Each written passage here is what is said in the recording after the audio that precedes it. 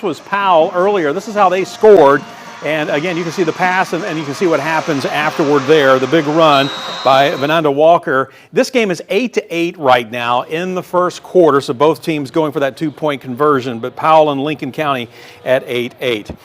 Hall's taking on Lawrence County, and Casey, this is a good one too. Hall's coming in at 6-4, but they're peaking at the right time. Yeah, they're trying to have a little Cinderella run into maybe even a state championship, but we've got a few plays for them here in round two. This one's going to be... Oh, well, a block field goal, right? Yeah, looks like it's a blocked field goal. Halls gets their hands on it, and they're going to wrap around and take off to the side there, pushed out of bounds. And then it looks like it sets up this one. Hall is looking for the end zone. Mari Lethko, he spots. I believe that's number 3, Jarrell Chandler. You can correct me if I'm wrong, though. Okay, Jarrell Chandler, former WATE Player of the Week this year, and you can see why right there on the wide receiver, on the receiving end of that one from Lethko. So strong start, but like you said, that one's up 7-0 Halls right now. Yeah, looking good for Halls. All right, so let's go to Anderson County taking on Stone Memorial. Anderson County sporting the green with the American flag on the shoulders tonight. A different look for them, but it's bringing them some luck, that green, because they are up 16-0 right now. I don't know if I've ever seen a high school football team wear that specific color of green. I mean, that is an interesting color, and right there, that's Jason Thompson running things into the end zone, and now it looks like we got Stone Memorial, Noah Porter. Look, that's a pick. I think it was a one-handed catch, it looked like. And is that Reese Russell, the safety? Yeah, Reese Russell, the safety, taking it in. So 16-0 right now is the latest we see. See if I can get an up. No, 23-0 now is the scores. I'm getting an update for you. 23-zip, Anderson County in control. Stone Memorial coming in 10-1 on the season, and but this is all new territory for them. Yes. So there may be some jitters coming into this game. That's why they're finding themselves in a hole early on. Yeah, very new territory for them. They have never won a second-round playoff game in the Panthers' history. So to get to this point, definitely uncharted territory. Not as uncharted for Anderson County. Obviously, they won that state title back in 2022, and then last year fell one stop short of that state title game to Macon County. Here you can see Noah Potter, the senior quarterback for Stone Memorial. Last week, 15 of 26, 122 yards, 5 touchdown tosses, but he did throw 1 pick in that game. But Stone Memorial last week beat Loudon 44-21 in that game. They're going to need something like that to start cooking here, because like I said, they're down early in a hole right now. And again, here's Potter rolling right, and boy, look at the penetration and the pressure there from Anderson County. The defense stepping up just as much as that offense had. Is it Lane LaRue, number 9? Yeah, for Anderson County there with the sack. So good pursuit there by AC. That's a tough place to play. You've been out there. You've shot some of these games at Anderson County. And the best part about Anderson County football, the atmosphere comes at this time of year when it goes dark early. Yep. And you can see all the fireworks by the time that these teams run out onto the field. I mean, it's very cool at the beginning of the season, but you don't have the pitch dark. Yep. It just fireworks look better when they're up against a dark night sky. Yeah, that is for sure. Good look at Potter again. His team in a little bit of a hole, as we mentioned. They got to get something going, working out of the shotgun here. And we got whistles, so we'll stop here for a second. We got a flag already on the play. How big was that game, that win against Alcoa? Because Alcoa is on the road tonight at Upperman. I mean, otherwise this could be Anderson County on the road tonight. Yeah, Anderson County gets a win over Alcoa, which is a huge victory in itself. I mean, few teams have been able to do that. A region team hasn't been able to do that against Alcoa in over a decade. But the other big thing is Anderson County thought that they might be on the road really early, and now they have 2 home playoff games.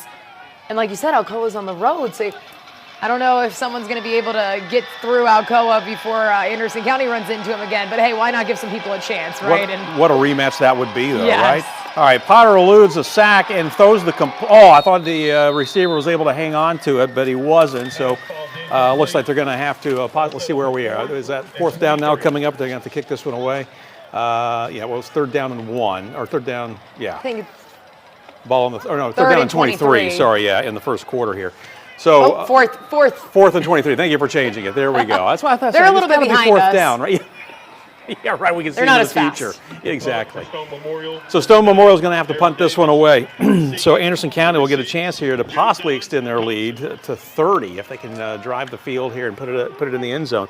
But they're off to a great start right now, and you go back and look at this season Anderson County has had, they lose their quarterback early on, but they just started picking up momentum, and we're getting it done different ways. They formed a new offense around the guys that they had, and then when JD came back, well, I feel like it may have been a little frustrating for them to, relearn that offense that they had spent all spring and summer learning. They've really been able to combine what they used in that first half of the season with what JD can do and putting it all together to get what we're getting now on the field. That is for sure. All right, we're going to check back in with Powell taking on Lincoln County. Last time we checked in on this one, was 8-8 game. Is that where we're going? Yeah. Okay, let's get you up there. Here's a highlight for you. This was just a little while ago. Take a look at it. Again, Powell with the ball, and there's another touchdown for you right there. So Deuce Rogers, I tell you, the kid can run, the kid can throw, and here he goes. He rolls right and then finds his receiver there in the end zone. So Powell looking good right now out of the gate here early on. And then I understand they go for the 2-point conversion, and they're going to connect on the 2-point conversion, by the way, and it makes it 16-8. So they have doubled up here, Lincoln County, but still anybody's ball game. Again, when you get a 9-2 and a 9-1, kind of toss it up here. Yeah, for sure. This one definitely is one that we could see go down to the wire. Bow, like you said, just one loss on the season. They've been phenomenal defensively this year. 2 shutouts, one of them coming last week against Mo West, sending them home out of the playoffs, 44-0. And then their only loss coming, 3-point loss to Jefferson County. So very close. If you think about it, they only have 3. They're 3 points away from an undefeated season so far, Bo. Yeah, there really was a close game. And when you look at Lincoln County on the other sideline, they're 3-2 on the road, 6-0 at home, but they've struggled a little bit on the road. So if Powell can get up here, they might be able to put this thing into cruise control, so to speak, because Lincoln County's struggled a little bit away from home. It was no easy feat for them to get here, either a 4-hour trip to go from Lincoln County to East Tennessee tonight. So, maybe some stiff legs from the bus. Not enough can be said for the home field advantage. You're comfortable. Yep. You don't have to sit in a bus. You know the field, you know the environment, and you feel just a little bit fresher. Yeah, they did beat McMinn County last week, 34-13. Actually held McMinn County scoreless in the first half. So they definitely got the talent, that is for sure. So, but you're right. I mean, a long bus ride, sometimes it takes a little bit to get the knees moving again, right? Yeah, and it's not too cold tonight. I know it's going to keep dipping down, like we heard Ken say earlier in the newscast, in terms of that temperature. But the colder it is, I feel like the harder it is to get those legs moving. So definitely pivotal this time of year to stay loose and to not have to sit in that 4-hour. I'm sure Powell is glad that they weren't the ones sitting in that 4-hour bus ride. Yeah, exactly. Leading up to this one. All right, Maddox Franklin, the quarterback there, the senior quarterback with the completion, finding Clint Quick, the junior wideout, for a big gain, taking it about midfield right now. So Lincoln County with the football. Again, they trail 16-8. Falcons, by the way, coming in on a 3-game win streak. So they do have a little bit of momentum behind them, that is for sure. So here's Franklin again. This time they're going to keep it on the ground. They're going to run it right toward us. Get around the end, he breaks a couple tackles, finally knocked out of bounds there. So a decent pickup for the Falcons as they continue to move the ball here. And that's the key. You want to keep it out of Deuce Rogers' hands and the Powell offense, right? Yeah, Deuce Rogers has also been phenomenal for Powell this season. Right now he's sitting at almost 1,500 passing yards, might even be eclipsing that from what he's done already tonight. He was only 42 away from it coming into the evening. He has 32 total touchdowns on the year, 16 rushing, 16 passing. The guy can do it all, I was though. going to say, is that it? 947 rushing No, yards okay, as well. So there's got to be another nugget. All right, here's Franklin again out of the shotgun. And again, they're going to keep this on the ground. They had a nice game last time, and And that's that Powell defense at work right there. Spun around that time on the tackle. One of the best moments I've seen so far this year from the Powell defense was a blocked kick on a field goal. Powell blocked it. Iverson Garcia scored the touchdown, the defensive lineman. Oh, wow. Yeah. That's always like, it was on a Thursday night, so we didn't have it here, but it was a good one. But it was one of those highlights, and for that individual, that young man, that is something he's going to remember forever. Defensive lineman, too. You don't see that very often at any level. All right, so they've kept it on the ground the last 2 plays after a big pass play, and again, they're going to hand it off. This time, though, looks like did the football come loose? And Powell looks like they're celebrating. They got hands up. Looks like number 0 holding it up if he recovered it. Ethan Hill, the senior from Powell. whether he's the one who recovered it or just the one running away with it after. Say, I got He's the one who had his football. hands on the football. Hey, Chandler Smith, by the way, was the ball carrier for the Falcons who lost the handle on it. So a big turnover as Powell up 16-8. We saw that they scored just a little while ago, got the 2-point conversion. Boy, this could be a 1-2 punch here early on if Powell can come back downfield again and take a 16-point lead. Powell in their last 2 games has only allowed 3 points total. Like I said, they shut out Mo West last week and then only allowed 3 points in that previous game against West. They won 15-3. So more points tonight than we've seen someone be able to score on them in the last 2 weeks, but it says a lot about that defense and then being able to come up late. All right, Powell, now let's see what they can do off the turnover. Boy, I talk about using up the entire field. We had a flag on the play. You saw it there. All right, so we're going to hang with this game here for a little bit as Powell with the football, but let's see what the call is. Zion Jackson, the junior, was the ball carrier, went left and then came back right and probably ran going east and west a little further than he was going north and south on that one, that's for sure. But let's find out what the call is going to be here. All I can think about is I want a sound effect anytime there's a flag. We'll add that next year. We'll put that in the request. Like a ba-da-dun-dun-dun. Okay. All right, looks like this one's going to, I don't know, the flag might be against Casey. Falcons, the play is going to go against Lincoln County. So Powell will say thank you, and we'll take it as they march the ball into Lincoln County territory here. Like you said, you want to keep the ball out of Deuce Rogers' hands as much as you can. He's really come into his own now as a senior for Powell. We've seen him starting at quarterback since he was a sophomore, kind of figure out how to use his size to his advantage and not work against him, and that's really been something that we've seen from him this year. He goes to the air, and ever so slightly overthrown there. Yeah, he was looking for Porter on the receiving end of that one, but kind of threw it too much on the inside. Nice coverage, by the way, that time, though, by Lincoln County. This one could be a battle, Bo. It really could. You know, when you look at this and when you break it down, you look at the stats on the two teams. Again, really, this one, can go either way. Both teams have had good seasons, and so the first meeting, by the way, between the two. So, not a lot of history here, obviously, to go back on to try to kind of figure out maybe who has the edge in this one. And as most coaches in this area will tell you, though, history means nothing. In the playoffs, the margin of winning means nothing. The only focus is just survive and advance. Jackson on the receiving end, but went nowhere. Good coverage again by Lincoln County. So seeing that defense work on both sides of the ball tonight. Last week, Lincoln County able to beat McMinn County, like you said, won by 21. So definitely capable of putting up some points. Yep. But also capable of stopping a strong offense. Powell averaging just a hair under 40 points. Rogers is going to keep it this time. And again, nice job by the red and white there as the Falcons kind of clogging up what looked like things were starting to open up on the end. But quick pursuit that time and shifting over there by Lincoln County and really nowhere for Rogers to go. Powell feels like they're in the mix every year of the playoffs, but it has been a few since we've seen them 4th and 12. Make it all the way to the state title game. And the score was 16-8 on that scoreboard. Yeah, that last one, they doubled it up on the last one. Are they going for it here? I'm trying to see what do we got, how are we set up here? Well, Deuce Rogers is in the Deuce back, Rogers so is here's back, like they're going for it. Might as well from the 39. Your defense is playing well. Here's the pass. What a catch! Wow. What a grab. To Zion Jackson with the catch there, number 7, a junior for Powell. And that's the other thing, Case. We talk so much about Rogers, but there are some other really standout So players many on this Powell targets team. that Powell has, both in the air and on the ground this year. And that's going to set him up right in front of the 10-yard line. I believe they're probably around the 12 or the 13, it looked like. So everybody getting in position now on the back end of the end zone.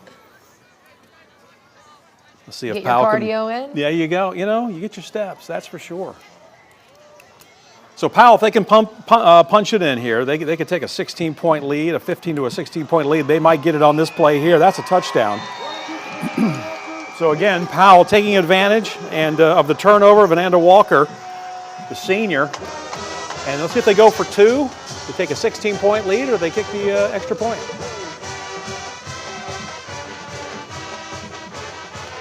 I guess we're getting ready for homecoming tomorrow as well. Playing a little Rocky Top. That is the go-to song over at Powell High School when they score. I guess they're close enough to Tennessee. About a 17-minute drive. They can claim it. Drive, yeah. You get out a little further, you're really pushing it. You can't be claiming that as your own. Looks like making sure that that was a touchdown. Oh, we had a personal foul against Powell. So they're going to have to wait a little bit Keen longer. eye by our director, who said, I think I saw a flag. So they'll negate the touchdown. I'll have to watch. They still got the points up on the board. Touchdown's going to count. They're going to enforce it on the. Oh, it's going to be on the kick or on the conversion. All right. I heard. Yeah, thank you, Dave. So that makes it 22 22. to 8 right now. Yep. So there you go. So with 8:19 to go here in the first half. Rogers to hold. All right, so they're going to try to kick it. First time tonight after a touchdown. Went for the 2-point loss. 2 touchdowns and got it. Or will they? When you got Deuce Rogers That's as your true. holder, you I've seen it never before know. from Powell in the last few years. Absolutely. And Looks there's they're the going to kick. go for the kick. Yep. I'll tell you what, doesn't get any better than that. 23 to 8. Powell rolling. Powell is rolling right now. Still plenty of time to go here in the first half, but Powell putting 7 more on the board. All right, let's go Lawrence County and Halls, Red Devils, at home tonight. Coming into this one 6-4. Lawrence County making the trip, 8-3 on the season. This happened a little while ago. Lawrence County coming back. You know, Halls was up 7-0 in that ball game, and then Lawrence County coming right back downfield there. Carter Pettigrew on the score, the junior running back. Yeah, just punching it in a few yards there. And here's another score for you as we take you around second quarter. Greenville, by the way, we saw it there 14-0, but they are currently, we're going to keep you up to date on what's going on around the area. All right, Riverdale, Maryville. We have not checked in Maryville here for since we've come on the air, so let's get you up to date on what's going on there. Maryville, let's see if we can get an update here on the score. Last time we checked, it was around 12-0. I'm going to see if I can find something. It still is 12-0, we're being told here in the second quarter. So Maryville in the black, Riverdale Warriors, 8-3 on the season, in the white jerseys, gold helmets. Maryville's been perfect since that week 1 loss against Alcoa, but since then, they have won every single game and looking to continue to here in the postseason. Gavin Hampton just kind of dumps it off, the sophomore quarterback. Maybe signaling that he got the first down there is what it kind of looked like. That's a Jacob Vaughn on the receiving end. So there you go. What is that, 48 seconds to wrapping up go the in the first second over quarter. I there. tell you, these first halves are rolling. Maryville in their 100th year of high school football. What a story that would be. Sounds a lot like Sevier County. It does sound a lot like Sevier County. But a 12-0 game, I mean, obviously you're in the playoffs. It's going to get a little tougher, you know, but Maryville's been rolling this season, and they're 6-0 at home this year. They've been tough to score against. They put a lot of points on the board. But a 12-0 game, it's a little closer than maybe what some people have seen, at least this season, with the exception of maybe the Alcoa game at the beginning of the season. And we know that the Red Rebels offense is strong, but their defense has stood out so far this year. So we are seeing them keep Riverdale off the board so far.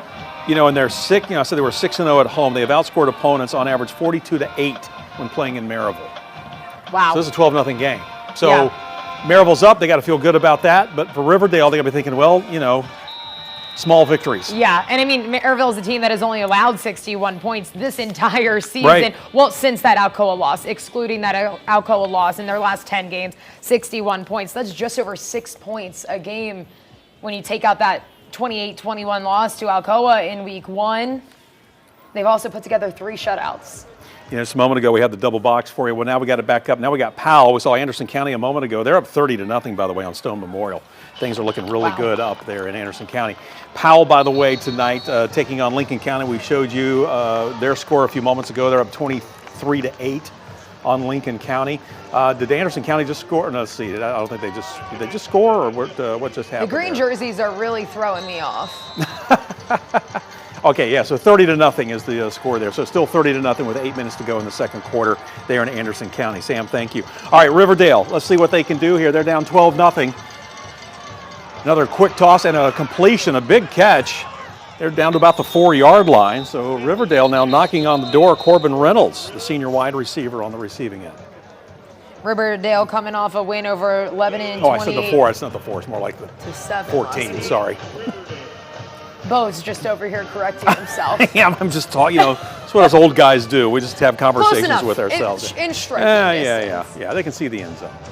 All right, so a timeout it looks like on the field. I'm sorry, Casey, what were you saying on that last one? I'm kidding. Riverdale coming off of kidding. a win last Yes. week, obviously, to get to the second round, but that win was over Lebanon 28-7. Maryville also coming off a big win last week over West Ridge. Also only let their opponent score 7 points. They beat them 41-7. So two teams that can put up some offense. Yeah, really can. Riverdale's won 6 of their last 8. They opened the season, though, losing 2 of 3, but then they put together that 6-game win streak. Yeah. So, It's a lot of momentum that you can bring into the postseason for sure. All right, timeout's over. Teams coming back on the field. On the right side, though, that's Anderson County in the green. We're still Jason trying to get used to that. Thompson Yeah. on I mean, this kid, we talk about Deuce Rogers in the Powell game. Yeah. Jason Thompson's amazing. Yeah, and he's a guy who was left off the ballot for Mr. Football semifinalist. A lot of people thought he'd be in that mix, so maybe a little bit extra motivation to put something on this senior year for him as he looks for those collegiate offers and things like that. Maybe, got something to prove that he belonged in that mix with the best of the best in East Tennessee and all around Tennessee. Hampton again with a completion, this time to Luke Tritch. Hampton liking to you. They're working a lot of different receivers here on this drive, even though they've had some penalties. We got a flag, by the way, over there in the Anderson County game as well. So It looked like Thompson ran it into the end zone on that. I mean, maybe he was pushed out a little bit short. Looks like they're going to be moving back, though, no matter what. taking a walk. Taking a walk. Second down, by the way, for Riverdale. As they are close. They are driving the ball here. We're going to see what Maryville's defense can come up with here to try to stop this drive. Hampton's had time. He's got a quick release, too. This is our first chance to see him play. Again, just a sophomore. 6'4", 190. Here he is again, this time coming toward us. The completion there to Reynolds. Reynolds will lose one tackle, then gets knocked out of bounds. And now they're around the 4-yard line, Now- Bo. See, you were calling You know the what it was? future. It's what it you was. knew what was going to happen there. Exactly what it was. I think it may be more around the 5, but I was going to give it to you at the 4. You're so nice to me. I know. All right, Riverdale wasting no time as they're right back up at the line.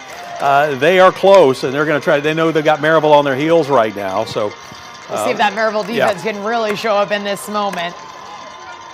also keeping an eye on the drive here with Anderson County as they are up in their game 30-0. All right, here's Riverdale. Again, the pass into the end zone, almost intercepted. Knocked away. Big play, though, Defense for excited Maryville. about Yeah, that one. yeah. Maryville exciting. You could see number 52 in the corner of the screen, Ryan Henry, with the celebration there. Looks like a first down for Anderson County. Levell on the with the football there, picking up the first down. So Anderson County keeping their drive alive there, it looks like. So it looks like we got 19 seconds left in the first half over at Maryville with Riverdale on the 4. There you go, Bo. There you go. On the 4. See? 2nd and 4 over there, trying to punch it in before they go into halftime. So trying to get some points on the board. Again, that score right now, 12-0 in Maryville's favor. All right, Gavin Hampton trying to get his team into the end zone. Again, quick pass. Complete? Did he If catch it's complete, he came up it? Boy, he short. did. He's of at the end 1. zone. Yeah, Luke Tritch again on the receiving end. On the right It's side, gonna be though, third there's down. Javon Thompson there with the carry. And Jason picking up a few yards there for Anderson County. All right, so Riverdale. So we got 6:48 left in that Anderson County game. And as mentioned, we're probably down to about 12 seconds Yeah. in this game. Look at that. Look at that. I knew. Spot on. 12.7 seconds Ball left on the in that 4. Maryville game, or left in that first half of the Maryville game, rather. Third down for Riverdale. So they got to make this one count. And obviously, I'm guessing this Third is and 2 one. plays. I'm guessing if you don't get in, you're going to go for it. I mean, Yeah. you got to get the You're six, on the right? 1-yard line. Right. I mean, unless something really crazy happens, which Yep. crazier things Well, have. that is true. But you're on the road. You're down 12-0. against a tough Maryville team. Trying to be the first team to upset Maryville at home this year, so got to pull out all the stops. All right, keep an eye on the right side of the screen, though.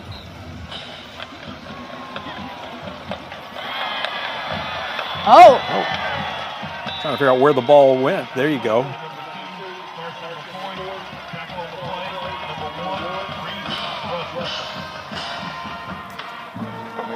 All right, so Riverdale comes back out here as we get you set up on what's happening there at Anderson County. Here's Riverdale, 3rd and 1, and now we got whistles. Got a flag And the here. flag. Oh, he's counting. Somebody's got too many players. Maryville's number 7 is like, what is happening, Bryson Barrett? Yep, they can't move it too far, half the distance to the goal line, so. So There's- inches to go. You saw the 12th player running off the field there, by the way. All right, here you go. So for about the, no, it's not the 1, so about the half-yard line. Thought about running it, no steps Gonna back, go deep tosses. in the end zone, Oh, too far. yep. So they should still have a few seconds. It looks like 7 seconds on the clock. And it Oh, what a huge play. should coming be up. 4th. Yeah, it should I be believe, 4th and 1. when they catch up to how fast we're going here.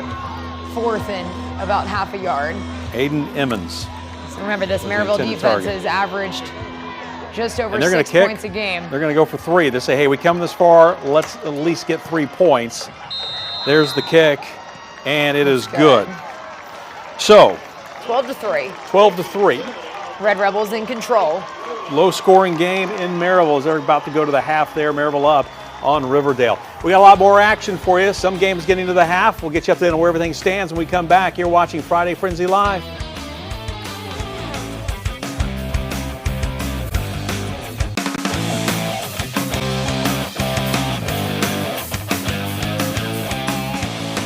We are 30 minutes into the final edition of Friday Frenzy Live for the season, and the Halls crew getting it done right now. The Red Devils punching it in.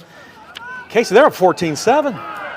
It is an unbelievable run for Halls in this later part of the season after starting 0-3, and they've just got some momentum on their side that we've seen in these last few weeks. Even with a late loss in the season to Central, they've been still riding a lot of energy coming back from that awful start that they had to begin 2025. Yeah, last loss came October 16th. Anderson County taking on Stone Memorial. It's one of the big games we've been watching for you tonight. Anderson County enjoying the fact that they are at home here in the postseason. And take a look at this. Wow. Little pitch and catch, and that's how you get it done. And that's why this team is always tough to beat.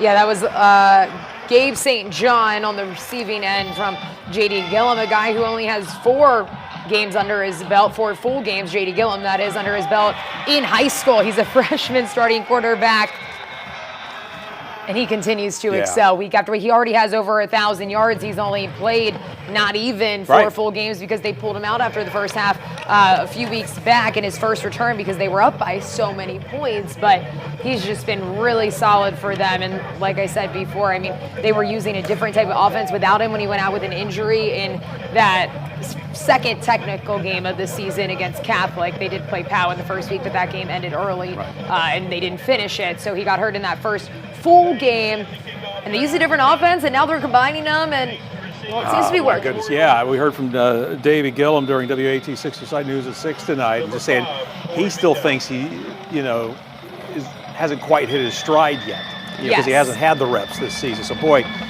as the playoffs continue and they stay alive, he's expecting be him to get even better. It dangerous. could be dangerous, and then then you got next season just around. It'll be here before you know it. Yeah, I talked to head coach Davey Gillum earlier today, and that Alcoa win gave them a lot of confidence. But also, he knows that any team out in the state could be gunning for them, could beat them. But he said that when they are playing their best, they know that they can beat anyone that comes their way. Hey, let's go check on what's happening over at Powell right now. Lincoln County in town, 9-2, taking on the Powell Panthers. First meeting between the two. Powell up 23-8 in the first half in this bowl game. It's been all Powell, and well, there you go. We check in. It's 23-14. So Lincoln County not going away quietly, hanging in there, and that's what you got to do on the road. Just keep keep your opponent within striking distance, I guess. Yeah, last year Powell fell in this round in the playoffs in that second round to Sevier County, the eventual 5A state champs. So they're trying to get back to that state title game for the first time since 2021, and another step would be to pull ahead from Lincoln County tonight. Picked up a few yards there, Bo. Yeah, Jackson on the receiving end, the junior, and again, getting out of bounds. So just under 2 minutes to go here before we hit halftime. As you can see, they're off in the distance, 23-14 the score. Powell with the football right now. So, but yeah, Powell, I mean, this will be a big win for them, big hurdle to clear moving forward here in the playoffs. The last few years, they've been so close. Back in 2022, West ended their season. Then we've seen them be close again last year, made it to that second round, and back in 2023, also in the mix late in that postseason. So maybe this year is the year that they get over the hump. They've got some seasoned veterans. They've got some good defense. They got Deuce Rogers, seasoned guy at quarterback. But right now we've got number 7 on the run. Zion Jackson, look at him. Oh, wait, Wow. It doesn't get any bigger than that. What a play. I mean, it looks like he was going down back there, and he broke away from everyone and just made the run. And I mean, he's quick, so there's no catching him from Lincoln County. So Powell getting one more on before the end of the half, probably about 90 seconds left before they take this one into the break now. And that one's got a sting for Lincoln County. You just went downfield, you scored, and then Powell comes right back like that. You know, that hurts going into the locker room. There's Deuce Rogers giving his guy a high five there. Two guys who have been getting it done for Powell tonight and this entire season. So let's see if they try to make it a 30-14 game, or do they try to go for 2 here. Looks like here comes, see, we got the kicking team in there. Let's see how they spot this one and get ready to get the extra point. Because Deuce Rogers holds, yeah, they're going to kick this one. All right. I wonder why Matt Lowe liked to go for those 2-point conversions He did it last week, what too. What his mindset is behind it. There's got to be a reason. If we get to talk to him this week, definitely have to follow up. Because you don't just go for 2 twice for no reason. And there you go. Kick is up, kick is good. We got some good kickers in this area. 30-14. Powell up big right now on Lincoln County. Things looking good over in Powell. Those lights are going to go work out. It's a little celebration there. Got some scoring today, Bo. Yeah, I tell you what, their team's really lightened up here. Anderson County's got 37 on the board. Powell's got 30 right now. So 2 teams looking pretty good. Let's take a look at some highlights for you. This was the score earlier from Anderson County that made it a 37-0 game. And no shock here who's got the football. Jason Thompson. Yeah, big hole there, and he took advantage of it. And you can't even give him half an inch, you know, running through the I like through the he hole gives like that. the guy who's standing in the end zone a high five, High five, as I he know. gets down there. I like that. He's high-fiving everyone down the sidelines.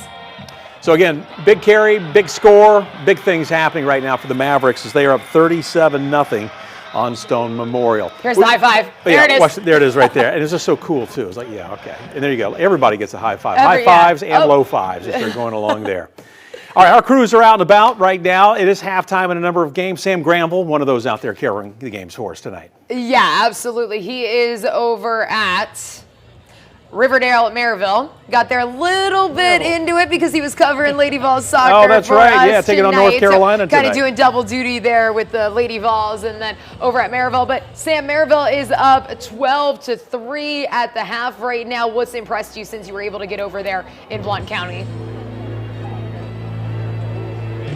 Well, I would say up until that last drive, the Maryville defense has been unstoppable. You know, they've been getting in the backfield at will, getting after the quarterback until about as soon as you guys checked in. That's the best that we've seen this offense over here on Riverdale's side, moving the ball quick, able, like Bo mentioned, that quick release from the quarterback. That's something that looked very good in that last drive. Maryville's defense until that last drive looked incredible. Now, what we got now with that 3 points going to the half is momentum. Riverdale looking very good right there. I was a little surprised with about a half yard to go that they didn't go for the touchdown at the break, but points are points. You've cut the game to 9, and you know, you've got a shot heading into the half with that momentum.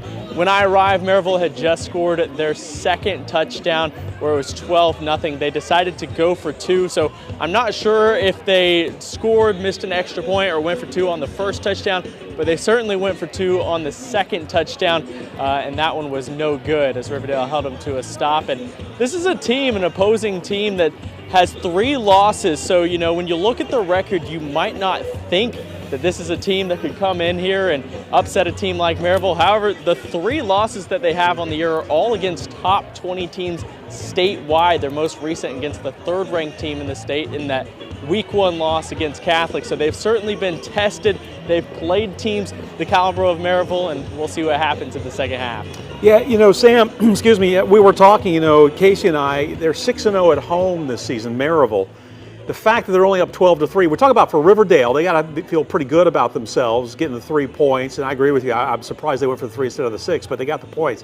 But for Maryville, they really haven't been in a lot of tight games like this, except maybe the first game of the season, but especially at home. So it'll be interesting to see how they come out here in the second half.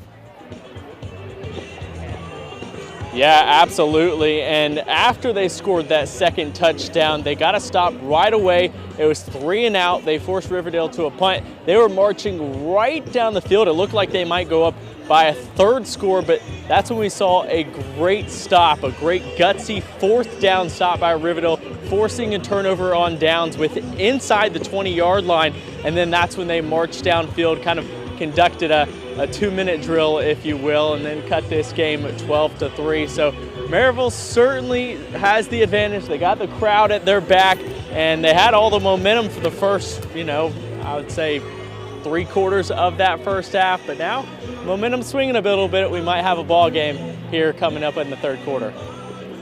Thank you so much, Sam. We'll see if Maryville's offense can get a little bit more explosive, a little bit more back to what we've seen from them this season as they come out of the break. And that defense that we saw at the beginning of this game hopefully can, you know, come back and put a stop. Sam, get a rest there. You've been watching all kinds of football literally tonight, so take a quick breather. All right, Powell, there's been a score. Lincoln County, boy, we saw Powell with the long run, right? And you thought that would take the air out of Lincoln County. I spoke too soon. Lincoln County comes right back. A lot of scoring in this last 90 seconds of the game. I think that those 2 touchdowns is just barely a minute apart. Yeah, they really have been. I mean, I'm really surprised. Back-to-back drives where we've seen a team score. So 50-some points already scored between these 2 teams in the first half. So an exciting one if you like to see touchdowns over there. Yeah, both these teams scoring in the 30s this season. So they're going for 2. So let's see what Lincoln County can do here. They're going to roll right with it, throw to the end zone, and there you go. Just that simple. Number 35 there for Riverdale. Carson Carter, junior running back. So wow, this game has definitely changed. 30-22, so now we're talking 1 score here, a touchdown and a 2-point conversion. 33 seconds in the half. You think they try to get downfield and you know, in this game, I don't know. Anything can happen. 33 seconds is a lot of time in this game. Yeah, so we'll see what Powell is going to come out and do here. Hey, by the way, Casey, first quarter, 10:47 to go in the first. Upperman 7, Alcoa nothing. Wow. So I know it's early, but we're going to keep an eye on that one. I don't even know if Alcoa has trailed this year, although I believe South Doyle got a touchdown on them in that game before Alcoa was able to kind of blow them away. I believe that may have been the case, but not many teams have been able to get any sort of lead on Alcoa this year. Maryville, one of them at the beginning of the year at 1 point during that game, but no region team, aside from potentially that South Doyle game, is coming to my mind. Another tight one here I'm keeping an eye on, too. Halftime, Forest 14, Gatlinburg Pittman 14. That game at GP. GP's been rolling this year. GP has been rolling this year, and I mean, if you ask any of the players, the coaches, it's their year because they don't have to go through Alcoa, who has ended their season time and time again over the last 6 years. They finally have a cleaner path. The skies have cleared. That's right. And the sun has rained down in the Smoky Mountains for Gatlinburg Pittman, and they are trying to take advantage of it. So, but could a team named Forest High School, could they come in and just ruin everything? Yeah, they could bring those rain clouds right back. They're going to cloud the sunny skies with all of their trees flourishing. We'll say they get up in the Smokies. It's like we're getting get deep you in a the poetry book here or something that we're writing. Getting deep. All right, 14-14. But GP coming in 11-0. Forest 8-3 on that one. Sevier County also up 21-7 late in the second quarter. That's a tight one. But Walker County usually, or Walker Valley usually has a pretty good team. They're 8-3. So that's a good matchup in the mountains as well. Yeah, Sevier County trying to make their trip back to the state title game. Maybe go back-to-back state champions. And I mean, they have all the pieces to do it because they barely lost anyone from last year's state championship team. Yeah, that's true. I mean, the Sevier County team is fun to watch. Hey, stay with us. We got more for you. Scores coming in. We still got a whole second half to a lot of these games, and some of them still a toss-up. So keep it tuned right here to Friday Frenzy Live.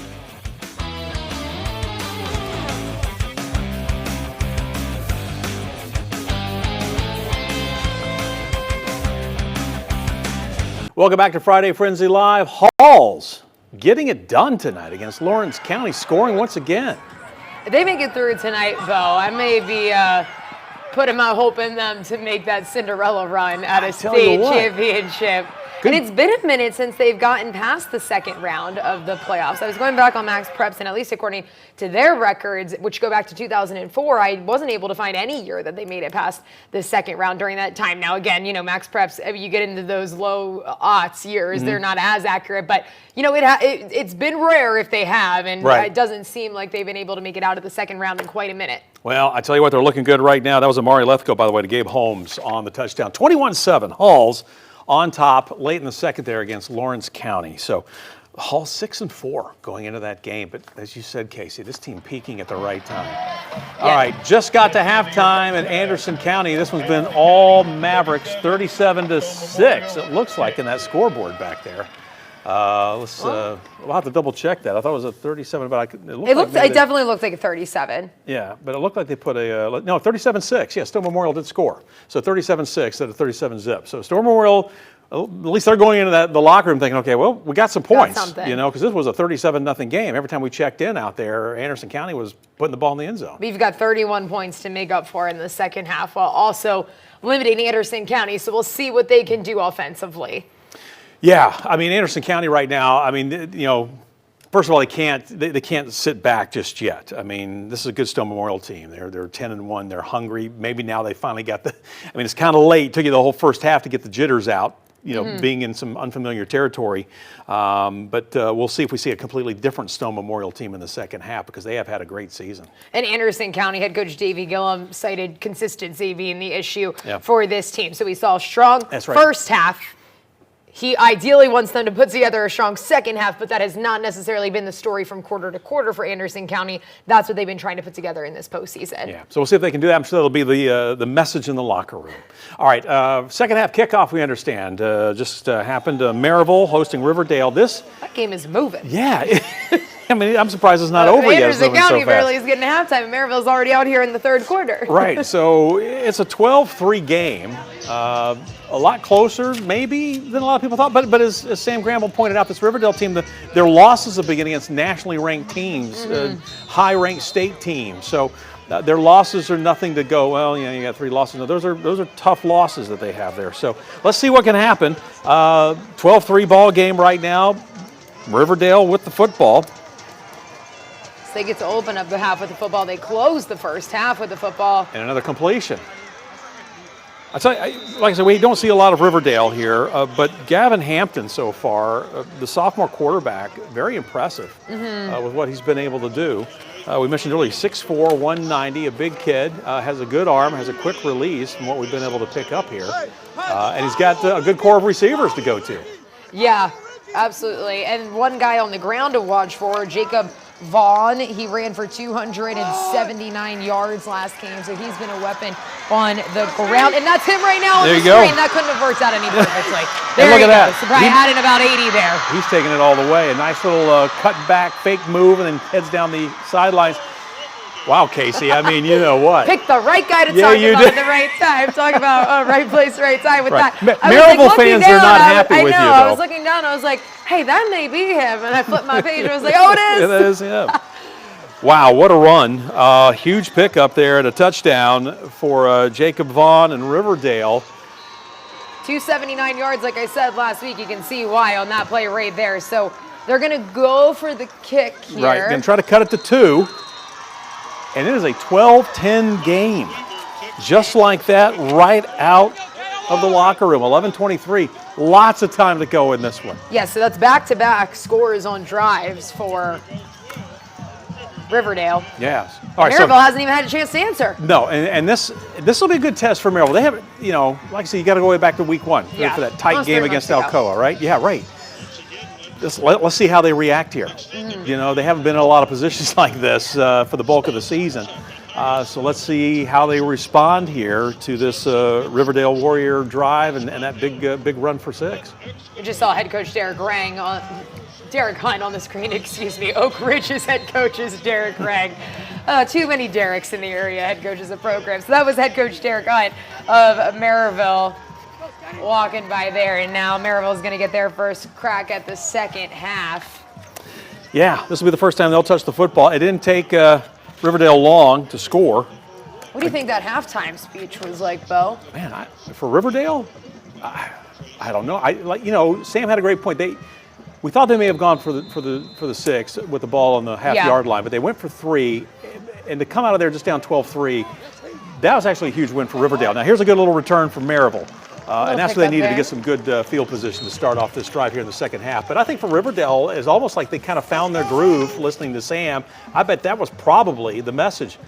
You're only down 9 points on the road at a team that's usually blowing people out at this point. Just keep doing what you're doing. Yeah, pivotal for them to get something on the board before the half. I think if they don't, you're looking at a different ball game here a few minutes into the second half. That was Torrey Beaufort on the return there for Maryville. He's done big things this year. Last game was one of them. He had 118 of Maryville's 372 yards offensively. He had 2 touchdowns receiving. He had 1 on the ground. Cam Porter on the carry there. I thought I was going to have another moment where I looked up and it was Torrey there, Yeah, but I was mistaken. So Will Jones is going to try to drive this Maryville team downfield. Yeah, Will Jones, another guy who's been big for Maryville this year. Last game, 11 of 14 passing, 272 yards, 3 touchdowns. He has over 2,000 passing yards on the season, 31 passing touchdowns, not total touchdowns. And watch for him to touchdown. Yeah, I mean, and he's got a good little stable of crew to look at, but he has nowhere to go this time. Line of scrimmage. Boy, big defensive play there for Riverdale. I mean, they were coming on that one, and Maryville really didn't have a way to keep them out of the backfield.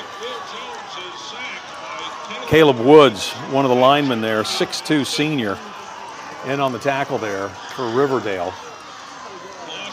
Will Jones in his 3rd year starting at quarterback at Maryville. He is a junior, started since he was a freshman. That year in 2023, they cycled through a few quarterbacks and then finally landed on Will Jones about halfway through the season, and he's carried them ever since. And this is a good spot for him to show his experience being back there all these years.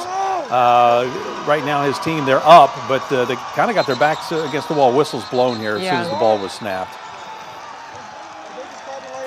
And I'll tell you, the Riverdale fans, I don't know how many they brought. We saw a quick glimpse of them there, but there's a lot of cheering. They are loud. Yeah, I was just about to say the same thing. It looks like, they're pumped up on that sideline, and Maryville's moving back a few yards. They're going in the wrong direction.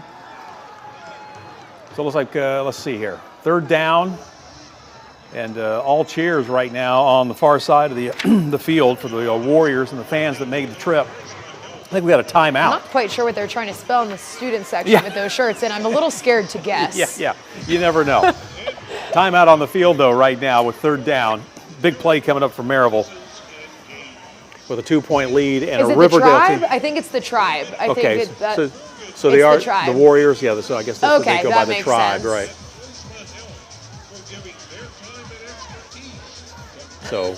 So we'll see what Maryville can do. They've got to find something because right now all the momentum is going with the Warriors. Yeah, especially coming off of that sack. You scored to end the first half, then you scored to open up the second half. So 3rd down. And then you take them down on offense. Yeah. That's 3rd and 17. Ball on the 35. Yeah, now we might send Maryville 3 and out on their first chance. All right, let's see what Will Jones and company can do.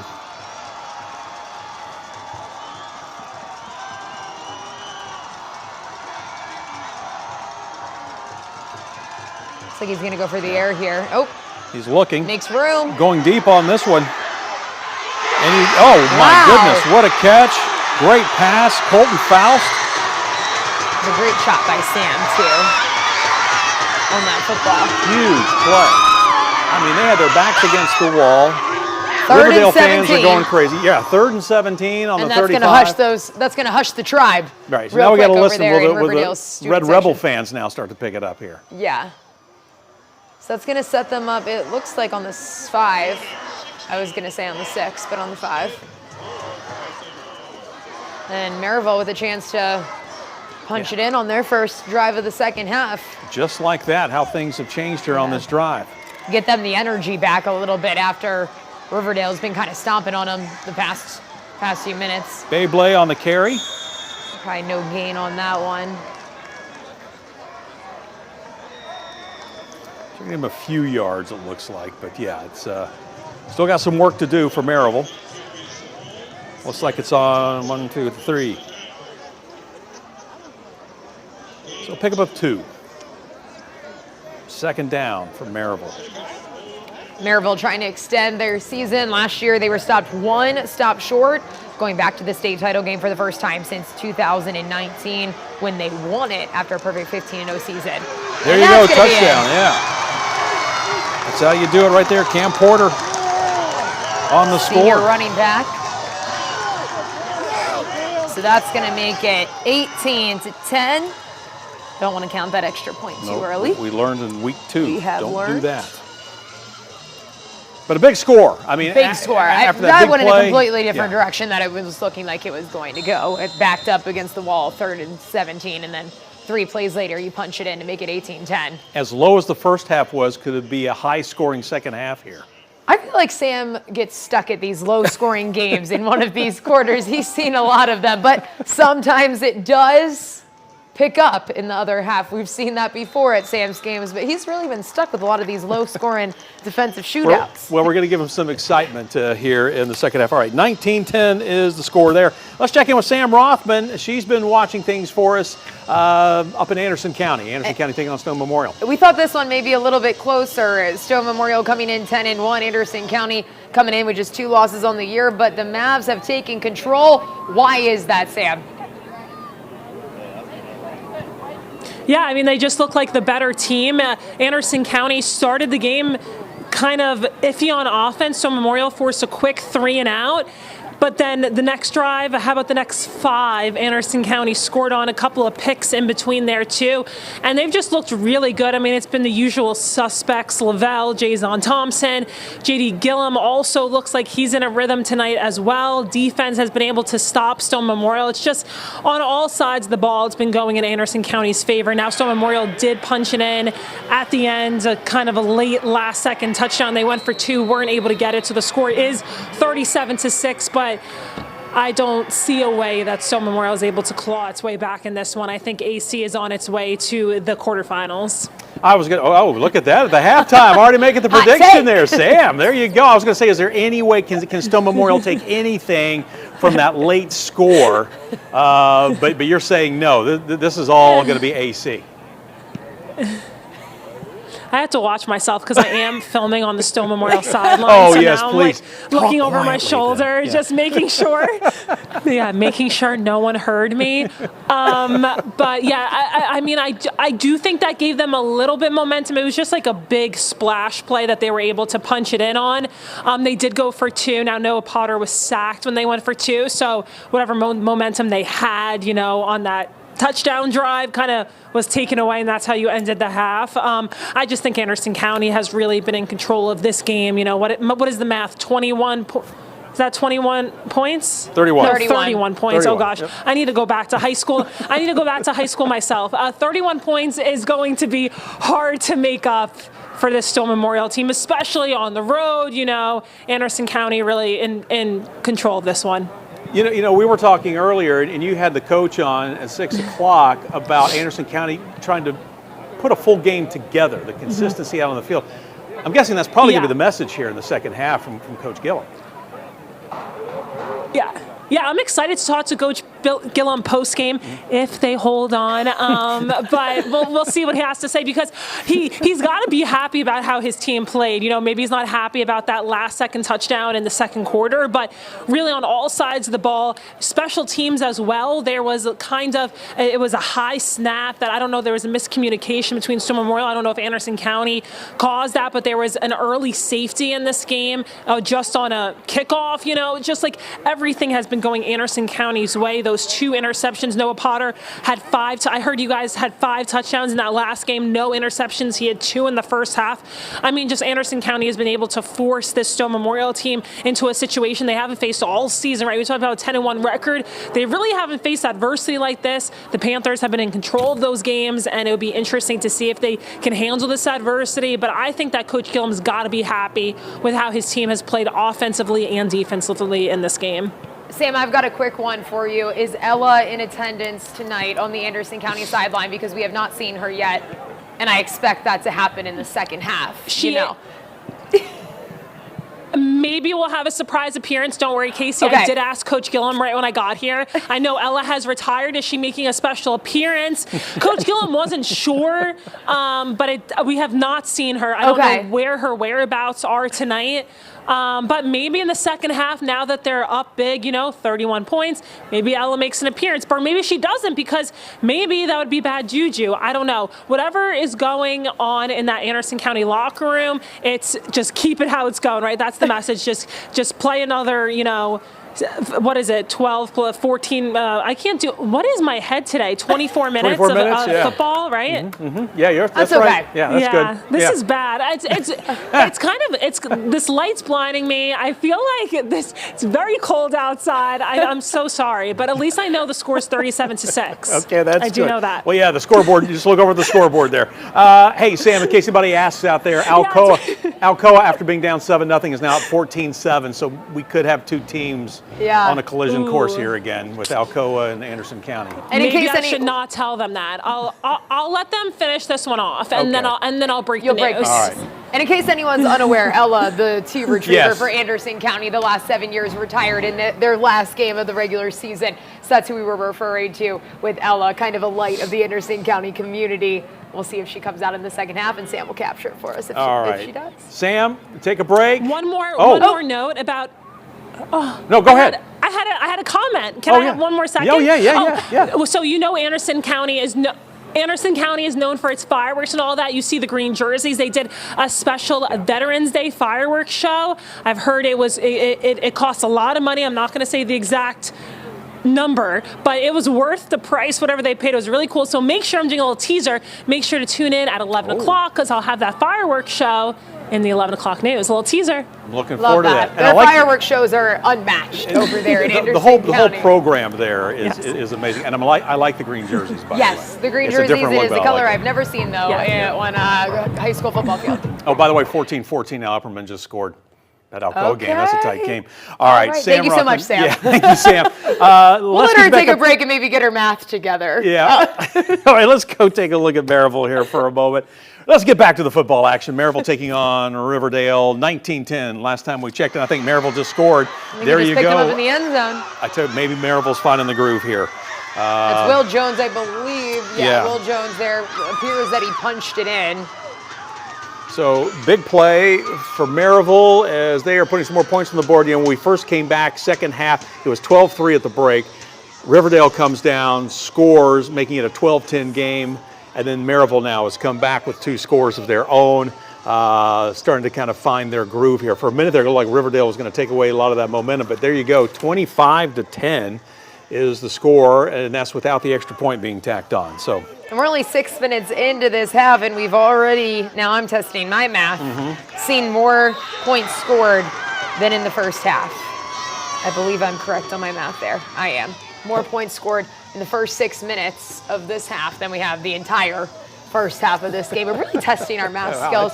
Tonight, we were all broadcast majors. This just isn't fair. Yeah, math was not part of the curriculum when I was in college. All right, no. If not, didn't go to those classes. I have not had a math class since high school. I'll just fess up to that right now. 26-10, that is the score. We're going to take a quick break. Maryville back up big by 16 right now. Stay with us, more Friday Frenzy Live in a moment.